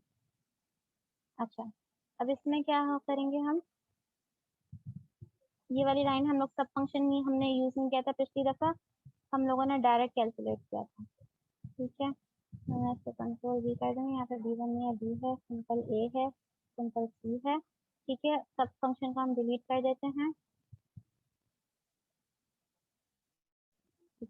और अब हम इसको रन करते हैं। ठीक है, यहाँ पे मैं कॉल करती हूँ। ठीक है, अब मैं क्वाड्रेटिक वन को कॉल कर रही हूँ। ठीक है, हाँ, आपने बिल्कुल सही पॉइंट आउट किया था कि पहले वाले फंक्शन में जब मैंने इम्प्लीमेंट किया था, इसका मतलब है ये वाला फंक्शन जो अभी मैंने फॉर्म किया ये बिल्कुल सही काम कर रहा है। तो पहले मैंने किया था उसको गलती से मैंने माइनस के बजाय प्लस लगा दिया था डिस्क्रिमिनेंट कैलकुलेट करते हुए। That means both of our function, sub function is also working correctly. ठीक है, तो थैंक यू वेरी मच, किसने पॉइंट आउट किया था ये। ठीक है, अच्छा, अब उसके बाद फिर कह रहे हैं name of function should be same as that. Yes, name of function should be same as that of file. ये एक्सट्रीमली इंपॉर्टेंट होता है। जब आप फंक्शन को कॉल करेंगे तो आप लोग उसी नाम से कॉल करते हैं। ठीक है, वेरी गुड। अच्छा, उसके बाद फिर हम लोग जो है आगे बढ़ते हैं। हम लोग ये तो आप लोगों ने सब फंक्शन वाली चीज क्लियर हो गई, आई होप तो। आगे अब हम लोग जो है, आप लोग ऐसे नेस्टेड फंक्शन इसको इम्प्लीमेंट करने की कोशिश कीजिएगा। ठीक है, ये वाली चीज अब आपने सेम काम करना है। ठीक है, आपने create a new function to accomplish the same task। लेकिन अब आपने जो ना नेस्टेड फंक्शन यूज करना है, ये आप लोग खुद से करेंगे, अभी नहीं, बाद में। आपने जैसे सब फंक्शन फॉर्म किया, ये वाला सब फंक्शन को आप जो पहले वाला फंक्शन था उसकी बॉडी के अंदर ही डिफाइन करके और ट्राई करके देखिएगा कि आपका सही काम कर रहे हैं या नहीं कर रहा। ठीक है, सिंपली आपने जो सब फंक्शन के जो टेक्स्ट है उसको कट करके और फंक्शन बॉडी के अंदर पेस्ट करना है और देखना है कि वो ऑपरेट कर रहा है नहीं कर रहा है। It is a very simple task, तो ये चीज आप लोग करके देख सकते हैं। अच्छा, हम लोग इफ एल्स वाली चीज वाले पार्ट पे आ जाते हैं। इफ एल्स हमारे पास बेसिकली कंडीशनल स्टेटमेंट होती है, और मैटलैब के अंदर two types of conditional statement execute हो सकती हैं। एक हमारे पास इफ एल्स स्ट्रक्चर होता है और दूसरा हमारे पास स्विच स्ट्रक्चर होता है। ठीक है, तो इफ एल्स में भी हम लोग तीन टाइप्स के हमारे पास सिंटैक्स होते हैं। एक तो हम लोग सिंपल इफ कंडीशन लगाएं फॉलोड बाय एंड, जिससे एंड के साथ हमारा जो है ये इफ की जो बॉडी होती है वो खत्म हो जाती है। ठीक है, और हम लोग इफ एल्स भी यूज कर सकते हैं, एंड देन हम लोग इफ एल्स इफ, और फिर लास्ट में हम लोग else and followed by and, और फिर नेस्टेड इफ स्टेटमेंट्स भी होती हैं। इनके कुछ फ्लो चार्ट्स हैं जो आप लोग साइट्स में देख सकते हैं। इनको अगर समझ आते हैं तो अच्छी बात है, अगर कहीं पर कंफ्यूजन है तो आप लोग मुझसे पूछ लीजिएगा। यहाँ पे जो मैटलैब का सिंटैक्स होता है वो मैंने कुछ यहाँ एक्सप्लेन किया हुआ है। मैं आप लोग को फिलहाल कोडिंग से एक्सप्लेन करूंगी। ठीक है, प्रैक्टिस पे आ जाते हैं, जिसमें अब हम लोग जो है ना क्वाड्रेटिक फॉर्मूला में हम लोग रूट्स कैलकुलेट कर रहे थे x1 एंड x2। ठीक है, अब मैंने हम लोग को ऐसा कोड डिजाइन करना है जिसमें हम लोग सिर्फ x1 एंड x2 कैलकुलेट नहीं करें, बल्कि हम लोग ये भी बताएं कि रूट हमारे पास सेम है, डिफरेंट है, या फिर हमारे पास कॉम्प्लेक्स है। ठीक है, we are required to calculate the roots only if the roots are real. Roots अगर कॉम्प्लेक्स नहीं है तभी हम लोग x1 एंड x2 को कैलकुलेट करें। तो हम लोग सबसे पहले क्या करेंगे, मैं यहाँ पे हम लोग ये अपना क्वाड्रेटिक वाला फॉर्मूला यूज करते हैं। ठीक है, हम लोगों ने सबसे पहले डिस्क्रिमिनेंट कैलकुलेट किया, ये जिसमें सब फंक्शन यूज हो रहा है।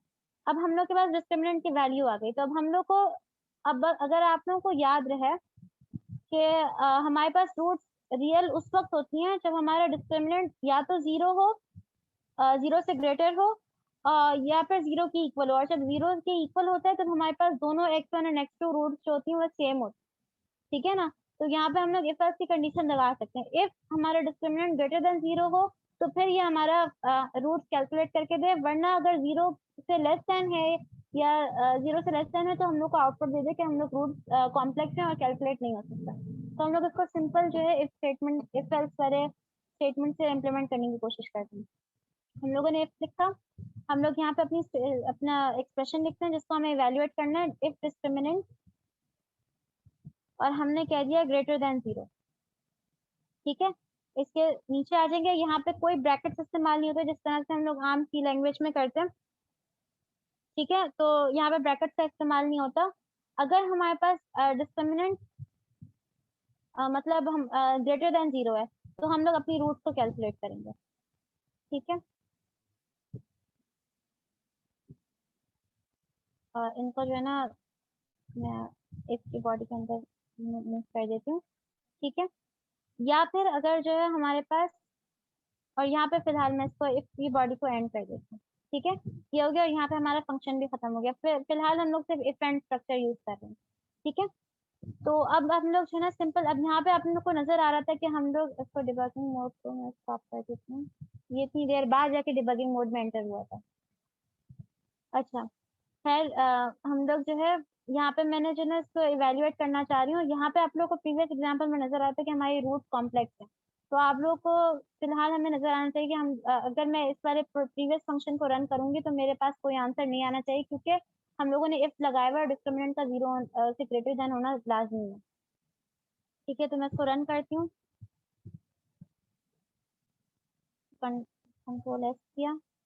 ठीक है, और मुझे जो है कॉल करना है क्वाड्रेटिक।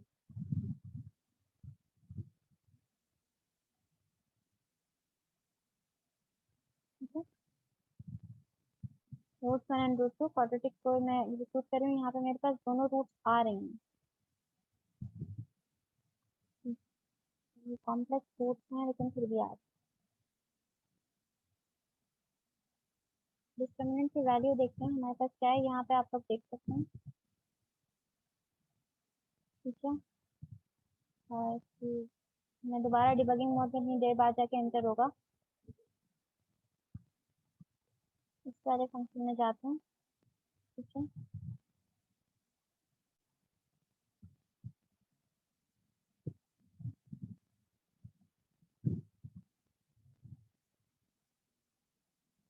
बहुत टाइम लेते हैं।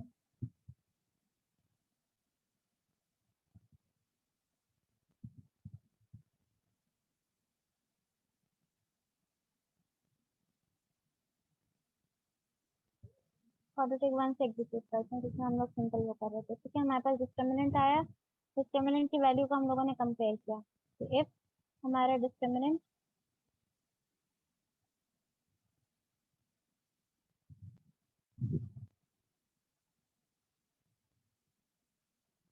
ठीक है, इफ हमारा डिस्क्रिमिनेंट,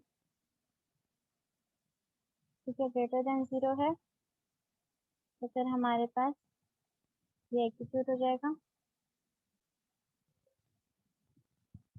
हम्म, और एल्स हम लोग जो है डिस्प्ले करवाएंगे।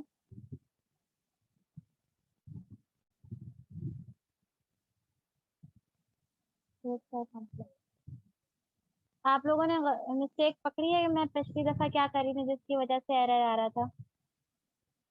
यहाँ पे मैंने क्वाड्रेटिक 1 को कॉल किया, क्वाड्रेटिक को कॉल नहीं किया। ठीक है, तो इस चीज का ख्याल रखिएगा, एक नाम से दो फंक्शंस नहीं बनाइएगा क्योंकि बाद में जो है मिस्टेक आ रही होगी। यहाँ पे अगर मैं इसको क्वाड्रेटिक कॉल करती हूँ, क्वाड्रेटिक कॉल करती हूँ, तो अब ये जो है मेरे पास सेम वही चीज आ रही है कि मतलब ये नहीं एग्जीक्यूट हो रही है। इसको डिबगिंग मोड में स्विच कर दिया, अब जाके इतनी देर बाद जाके डिबगिंग मोड में एंटर होता है ये। ठीक है, अच्छा मैं क्वाड्रेटिक से कॉल कर रही हूँ तो आप लोगों को नजर आ रहा है कि यहाँ पे खाली सिर्फ डिस्क्रिमिनेंट पे आके जो है ये रुक गया। ब्रेक पॉइंट तो खत्म करने पड़ेंगे। ब्रेक पॉइंट खत्म कर देते हैं।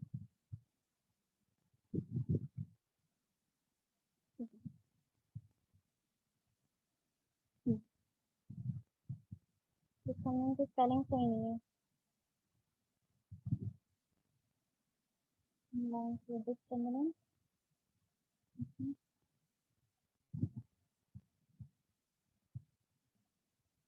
Not enough input argument. अच्छा गिवन मैंने यहाँ से ABC पास किया हुआ है।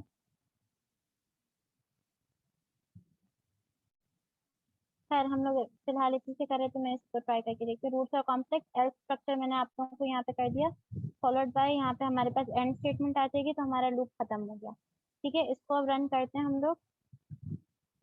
यहाँ पे तो मैंने कंट्रोल एस किया। ठीक है, डिबगिंग मोड से रिमूव किया, कंट्रोल एस करके अब मैं यहाँ पे क्वाड्रेटिक 1 को कॉल करती हूँ। 1 2 एंड 3 मेरे पास स्टेटमेंट आनी चाहिए कि रूट्स और कॉम्प्लेक्स।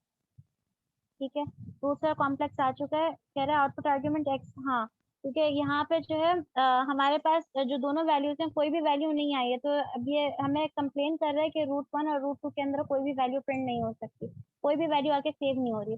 तो ये वाला जो ना मतलब ये हमें इन्फॉर्म कर रहे हैं बेसिकली कि output argument and may be others are not assign. Function हमारा कंप्लीट हो चुका है लेकिन इनकी वैल्यू असाइन नहीं हुई है, ये अभी तक एम्प्टी है। ठीक है, अब हम लोग अगर जो ना आप लोग कोई और फंक्शन की कोई वैल्यू चेंज करें 2 5 6। ठीक है, तो यहाँ पे भी रूट कॉम्प्लेक्स थी। सिंपल हम लोग करते हैं एक्स स्क्वायर मतलब 1 0 0। ठीक है, तो यहाँ पे हमारे पास के रूट का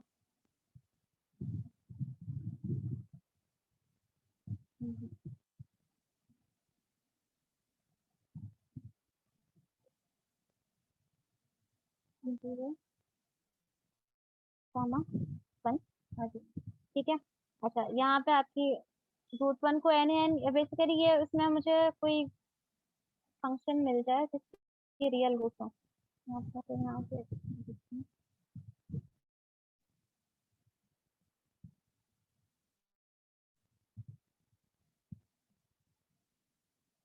ठीक है, quadratic equation with real root. ठीक है, मुझे यहाँ पे एग्जांपल मिल गई।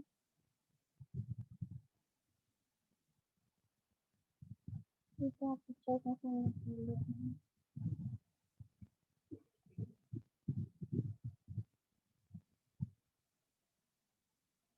उन्होंने इक्वेशन इंप्लीमेंट किया -2x² + 3x + 5 करते हैं। ठीक है,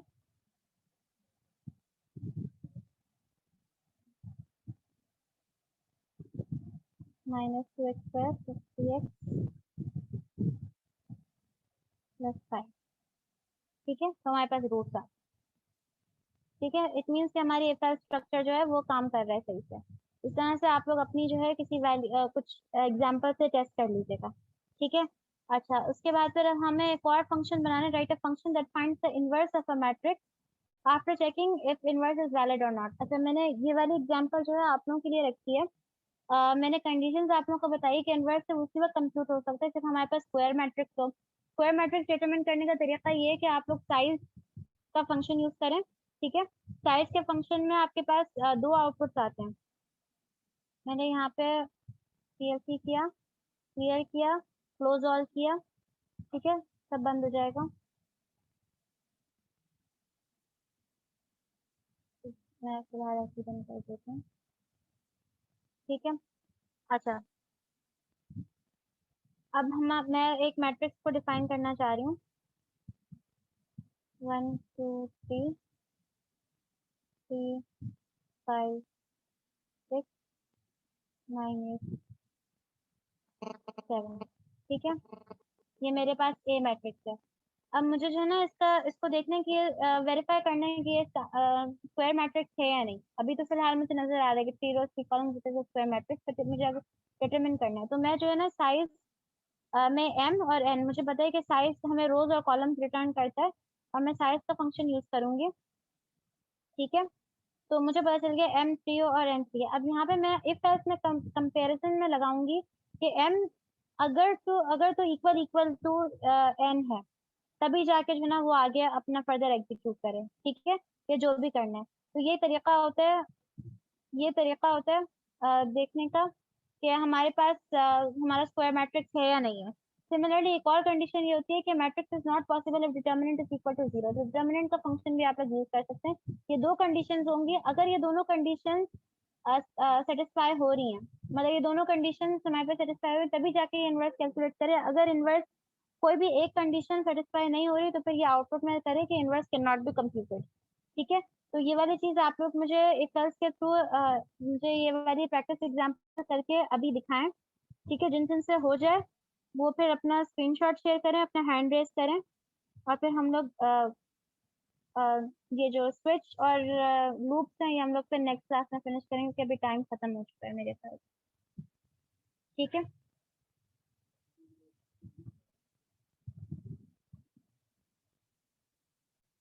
मैं ये वाली एग्जांपल शेयर कर रही हूँ, ठीक है। इसको जो है सब लोग अपने पास इम्प्लीमेंट करने की कोशिश करें, और साथ साथ आप लोगों के क्वेश्चन भी लेना स्टार्ट करती हूँ अगर किसी के पास क्वेश्चन है। हाँ, ठीक है, किसी के पास क्वेश्चंस हैं तो फिर मुझे जो है ना चैट में मेंशन करते रहना। चैट मेरे पास ओपन हुई हुई है।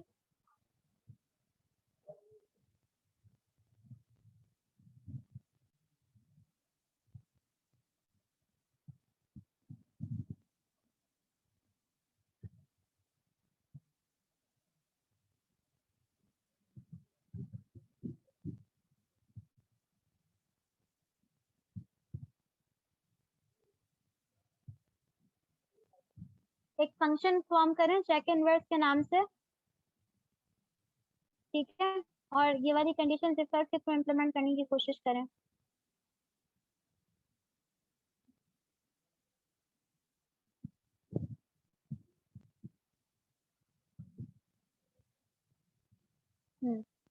डिटर्मिनेंट और इनवर्स फंक्शन ये पिछली वाली क्लासेस में मैंने बताया था। मैं एक दफा फिर से रिवाइज करवा देती हूँ,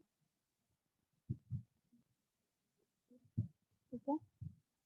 किसी भी मैट्रिक्स का डिटर्मिनेंट फाइंड करने के लिए हमारे पास डी टी ऑफ ए होता है, तो हमें डिटर्मिनेंट पता चल जाता है। इनवर्स फाइंड करने के लिए हम लोग आई एन वी का फंक्शन यूज करते हैं, तो हमें इनवर्स पता चल जाता है, ठीक है।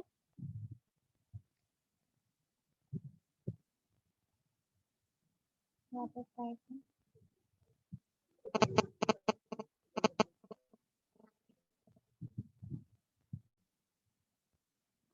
क्वेश्चन क्या है? Matrix operator which we can pass as many arguments as we want. इनकी मैटलैब के अंदर भी ये चीज होती है। ये चीज वैसे मैंने करके नहीं देखी है, लेकिन इसकी ना आप एग्जांपल आप डॉक्यूमेंटेशन फाइंड कर सकते हैं, ठीक है। मैं अभी ये पहले ये वाली प्रैक्टिस एग्जांपल इम्प्लीमेंट करने की कोशिश करें, फिर मैं आप लोग को बताती हूँ कि अगर आप लोगों के कहाँ से क्वेश्चन हो, आप लोगों को क्यूरियोसिटी हो कि आप ये चीज़ से इम्प्लीमेंट कर सकते हैं मैटलैब पे या नहीं, तो आप लोग किस तरीके से वेरीफाई कर सकते हैं। सबसे आसान तरीका तो गूगल का होता है, लेकिन मैटलैब खुद आप लोगों को बहुत सारी ऑप्शन देता है इसको एक्सप्लोर करने के लिए। मैंने खुद मैटलैब से ही सीखा एक तरीके से, मैंने कहीं और से नहीं सीखा।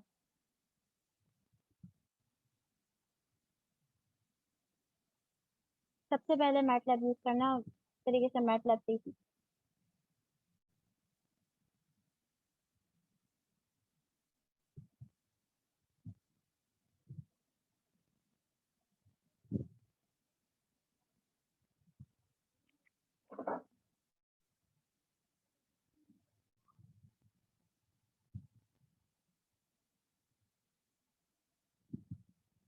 ये एक बहुत ही सिंपल सा टास्क है, किसी से हो जाए तो आप लोग प्लीज अपने हैंड रेज करें।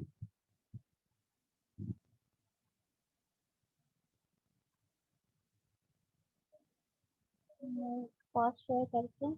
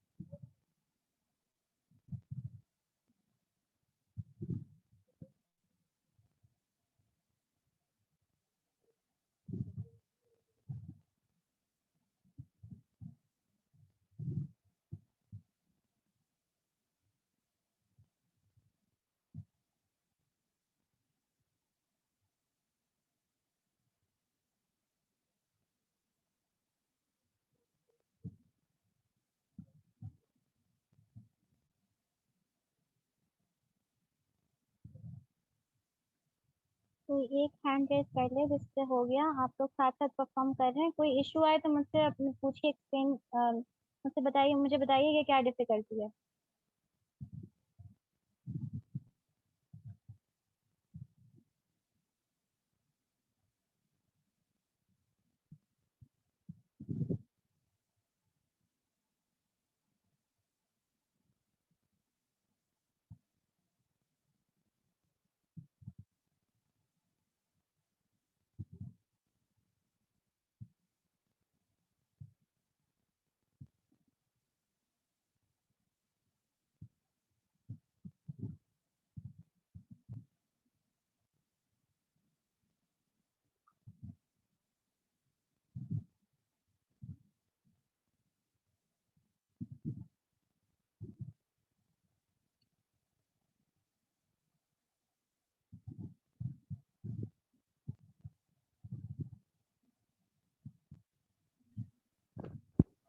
Assalamualaikum. Am I audible? वालेकुम अस्सलाम। जी जी।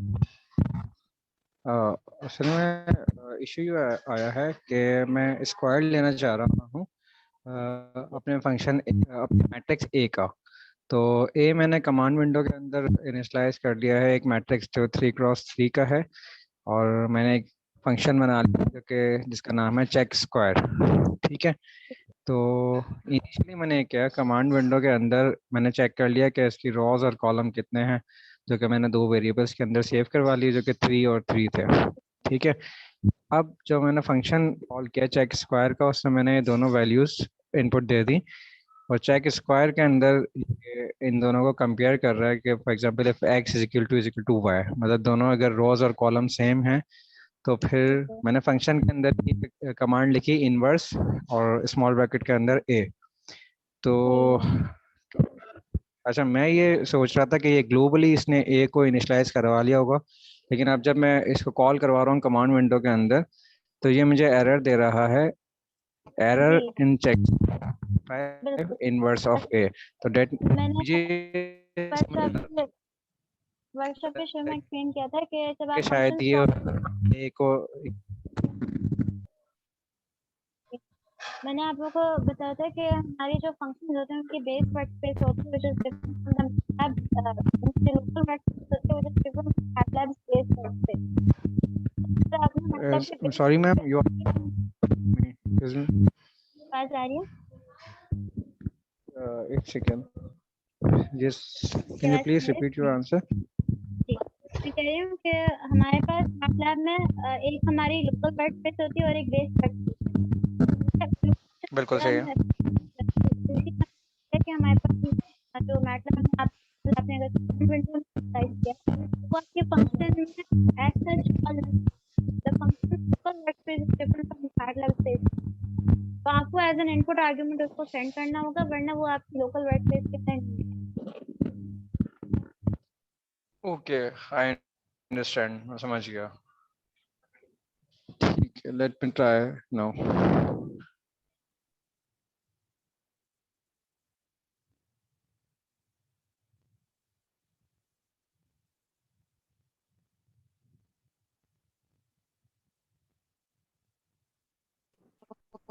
मैम मैंने कर लिया है। ठीक, अपना स्क्रीनशॉट व्हाट्सएप पे शेयर कर दीजिए।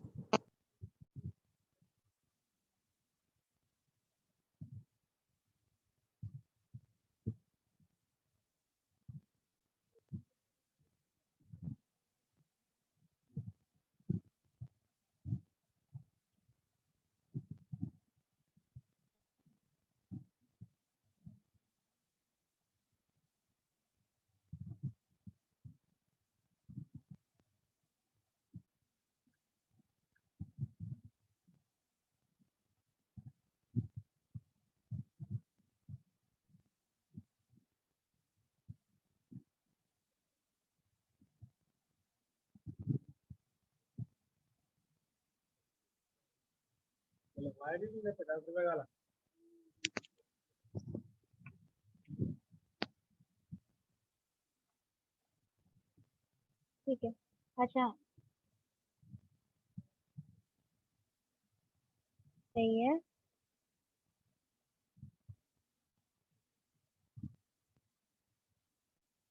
ठीक है, वेरी गुड, सही है।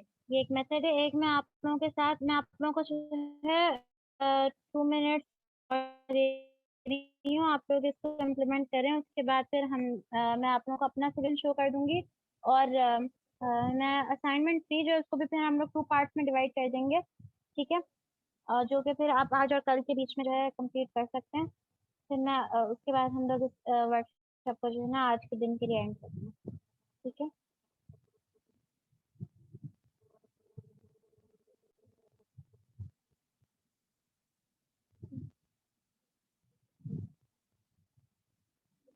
किसी के कोई क्वेश्चन हो तो प्लीज अभी साथ साथ क्लैरिफाई करते ना।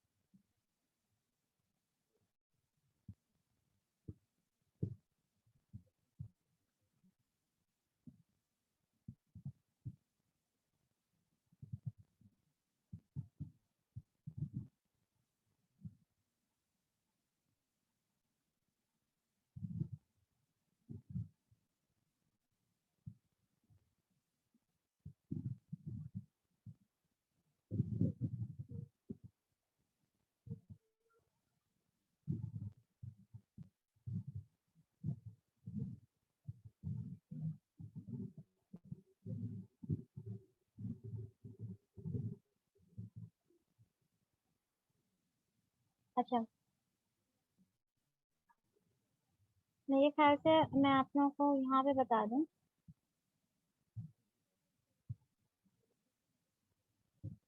ठीक है, यहाँ पे स्क्रीन शेयर कर दिया। आई होप आप लोगों को नजर आ रहा हो।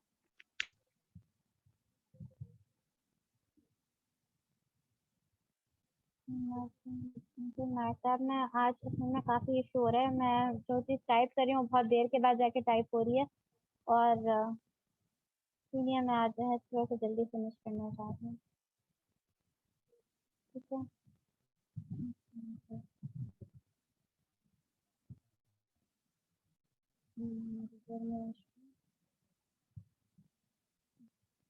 ठीक है। अच्छा, यहाँ पे मैंने एक स्क्रिप्ट बनाई है जिसमें मैं अपनी मर्जी के जो है नंबर ऑफ रोज और नंबर ऑफ कॉलम्स इनपुट करवाना चाह रही हूँ। ठीक है। और फिर मैं एक रैंडम जो है मैट्रिक्स जनरेट करवाऊंगी और उसको, क्योंकि रैंडम से हमारे पास जो है फ्लोटिंग पॉइंट नंबर्स आते हैं, मैं उनको इंटीजर वैल्यूज में कन्वर्ट करने के लिए राउंड का फंक्शन यूज करूंगी और उसके बाद फिर मैं चेक इनवर्स वाले फंक्शन में इसको पास करती हूँ। ये मैंने बेसिक स्क्रिप्ट बनाई है अपने एल्गोरिदम को टेस्ट करने के लिए। ठीक है। यहाँ पे जो मेरा फंक्शन है चेक इनवर्स का, यहाँ पे मैंने कंडीशंस लगा दी। ठीक है। अपनी कंडीशंस को आप इस तरीके से भी मेंशन कर सकते हैं। मैंने एक बताया कि सबसे पहले अगर हमारे पास जो हमारे रोज हैं और कॉलम्स हैं वो इक्वल ना हो, यहाँ पे मुझे रोज एंड कॉलम्स को मैंने नहीं निकाला। ठीक है। m comma n is equal to size of A. ठीक है। अच्छा, हमारे पास एम एन आ जाएगा, इसके रोज भी आ जाएंगे एंड कॉलम्स भी आ जाएंगे। अगर रोज एंड कॉलम्स इक्वल नहीं है या फिर आपका ए का डिटर्मिनेंट 0 है तो हम लोग को आउटपुट मिल जाएगा कि inverse can not be computed. Else हमारा जो है इनवर्स हमें आउटपुट में मिल जाएगा और ये फंक्शन में as an output argument return भी हो जाएगा। और हम लोग यहाँ पे इसको जो ना रन करने की कोशिश करते हैं। ठीक है। इसमें सबको सेव कर दिया मैंने। ठीक है, रन किया। नंबर ऑफ रोज मैं फॉर एग्जांपल 5 देना चाह रही हूँ। ठीक है। नंबर ऑफ कॉलम्स में 6 देना चाह रही हूँ। यहाँ पे इसने कह दिया एरर हमारे पास इसलिए आएगा क्योंकि गाइस मैंने जो ना आउटपुट आर्ग्यूमेंट दी है। यहाँ पे इसका बेसिक तरीका, सबसे अच्छा तरीका ये होता है कि आपके पास अगर हमें इसको ये डिस्प्ले करवाना है तो आप लोग इनवर्स इज इक्वल टू 0 करके इसको एंड करवाते हैं। इससे जो ना आपके ये जो एरर आएगा ये नहीं आएगा। कंट्रोल एस कर दिया, फिर डिपार्टमेंट किया और हम लोगों ने इसको दोबारा से रन करने की कोशिश की। ठीक है, दोबारा रन किया।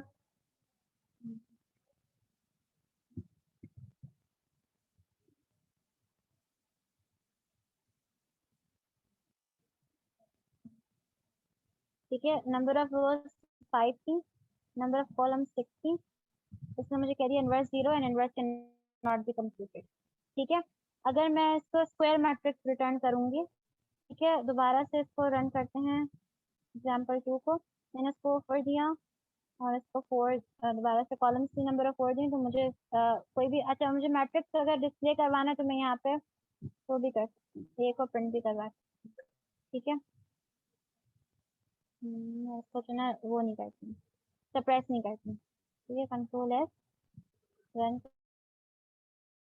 करके 5 और 5 कॉलम एंटर की। मेरे पास ऊपर ए भी आ जाएगा। ठीक है, ए मैट्रिक्स भी आ गया और इनवर्स ऑफ ए भी है। ठीक है। तो ये वाली चीज आप लोग जो है ना इस तरह से टेस्ट करके देख लीजिएगा। असाइनमेंट में आप लोग फर्स्ट पार्ट कर सकते हैं, असाइनमेंट डे 2 का। ठीक है, ये वाले फर्स्ट पार्ट इम्प्लीमेंट करने की कोशिश कीजिएगा। इसमें कुछ टास्क मैंने मेंशन किए हुए हैं जो मैं अभी अपलोड कर दूंगी। आप लोगों ने एक फंक्शन बनाना है जो रेक्टेंगल और पोलर कोऑर्डिनेट सिस्टम के बीच में कन्वर्जन कर सके। तो मैंने यहाँ पे कुछ फॉर्मूला दिए हुए हैं और एंड आई होप कि आप लोग फंक्शंस को इम्प्लीमेंट करने में अब आप लोगों को प्रैक्टिस हो गई होगी। ये चीज़ आप लोग खुद से कीजिएगा। याद रखिएगा कि आप लोग जो है फंक्शन फाइल्स अपनी ज़रूर सबमिट करवाएं। ठीक है। सिमिलरली नेक्स्ट जो है लीनियर रिग्रेशन की मैंने एक प्रॉब्लम यहाँ पे दी हुई है, तो इसको जो है एटलीस्ट इतना काम आप लोग कर सकते हैं कि एक्स एंड वाई का डेटा वेक्टर्स क्रिएट कर लें और आप लोग कोरिलेशन कोएफिशिएंट आर कंप्लीट कर लें। ठीक है। तो ये वाली दो चीजें आप लोग इम्प्लीमेंट करने की कोशिश कीजिएगा। बाकी फिर हम लोग जो है फर्दर काम नेक्स्ट वर्कशॉप में करेंगे डे 4 में। ठीक है। If there are any questions kindly अपने क्वेश्चंस शेयर कर लीजिए। वर्कशॉप का टाइम खत्म हो चुका है। मैं 2 मिनट्स और दूंगी आप लोगों को कि आप लोग अपने क्वेश्चन रेज कर सकें और फिर हम लोग इस वर्कशॉप को एंड करें। ठीक है, वेरी गुड। यहाँ पे मुझे एक और सोल्यूशन मिला है। सही है, आपने नेस्टेड नेस्टेड यूज आप लोगों ने, ये भी बहुत अच्छी बात है।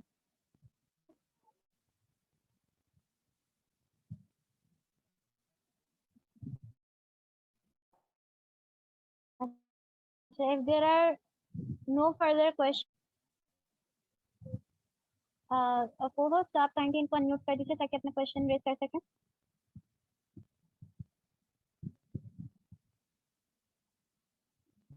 मानूर आप अनम्यूट करके अपने क्वेश्चन आस्क कर सकते हैं। जी उनका हाथ पहले से ही एक्सक्यूज मैम, मैम आपने टास्क 2 को दोबारा थोड़ा सा एक्सप्लेन कर दिया, आपने क्या बोला, हम क्या करेंगे अगर सकते हैं?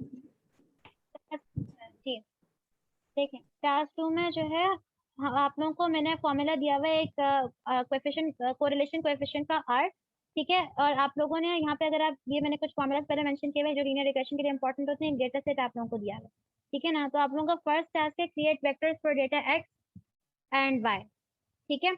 और आप लोग ये वाला काम आराम से कर सकते हैं। उसके बाद फिर आप लोग एक फंक्शन फॉर्म कर सकते हैं जो कि कोरिलेशन कोएफिशिएंट आर को कंप्यूट करता है, ठीक है।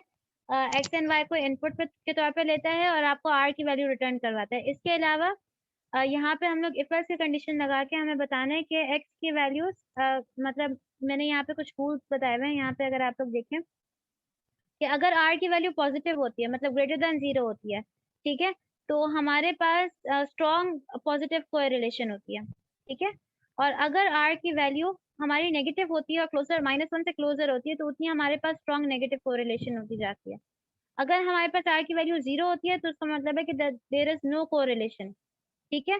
तो आप लोगों ने एक ऐसा फंक्शन बनाना है आर जिसमें आप आर की वैल्यू को कंप्यूट करें, ठीक है। एक्स एंड वाई के डेटा लेके आप लोग जो है ना इसमें से आप लोगों को एक्स वाई कंप्यूट करना होगा, उसके बाद फिर उसका सम निकालना होगा।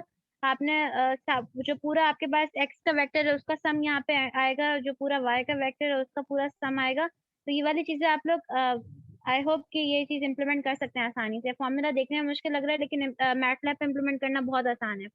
तो आप लोग जो है आर की वैल्यू कंप्यूट करेंगे, इफ एल्स की कंडीशंस लगाएंगे और बताएंगे कि हमारे पास स्ट्रॉन्ग पॉजिटिव कोरिलेशन है, स्ट्रॉन्ग नेगेटिव कोरिलेशन है या कोई कोरिलेशन एग्जिस्ट करती ही नहीं है, ठीक है। तो आपके पास इसके जो पार्ट ए एंड बी हैं वो आराम से जो है इम्प्लीमेंट हो सकते हैं, ठीक है। बल्कि आई गेस आप लोग पार्ट सी भी कर सकते हैं। मैंने असाइनमेंट कट डाउन कर दिया था, इसमें से चीजें लूप्स वाली चीजें हटा दी थी, तो ये वाला पूरा असाइनमेंट आप लोग कर सकते हैं फॉर डे 3, ठीक है। जो कॉम्प्लिकेटेड पार्ट है वो मैंने डे 4 के लिए रख दिया। और जो नेक्स्ट डे का असाइनमेंट होगा वो बेसिकली इसी की कंटिन्यूएशन होगी, तो आप लोग कोशिश कीजिएगा इसको आज ही इम्प्लीमेंट कर लें, मतलब नेक्स्ट वर्कशॉप से पहले पहले, ठीक है। Is it clear?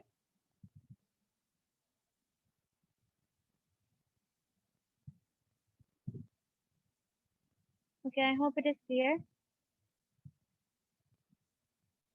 इसके अलावा और कोई क्वेश्चंस नहीं है तो हम लोग यहाँ पे वर्कशॉप अपनी एंड करते हैं। This is the end of day 3।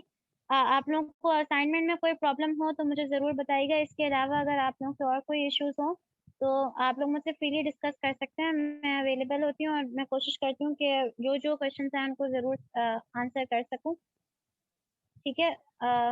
अपनी प्रॉब्लम्स को शेयर कीजिए। आप परेशान नहीं हो इन सब चीज़ों को लेके, ये सब आपकी लर्निंग के लिए हैं, आपको फ़ायदा पहुँचाने के लिए हैं।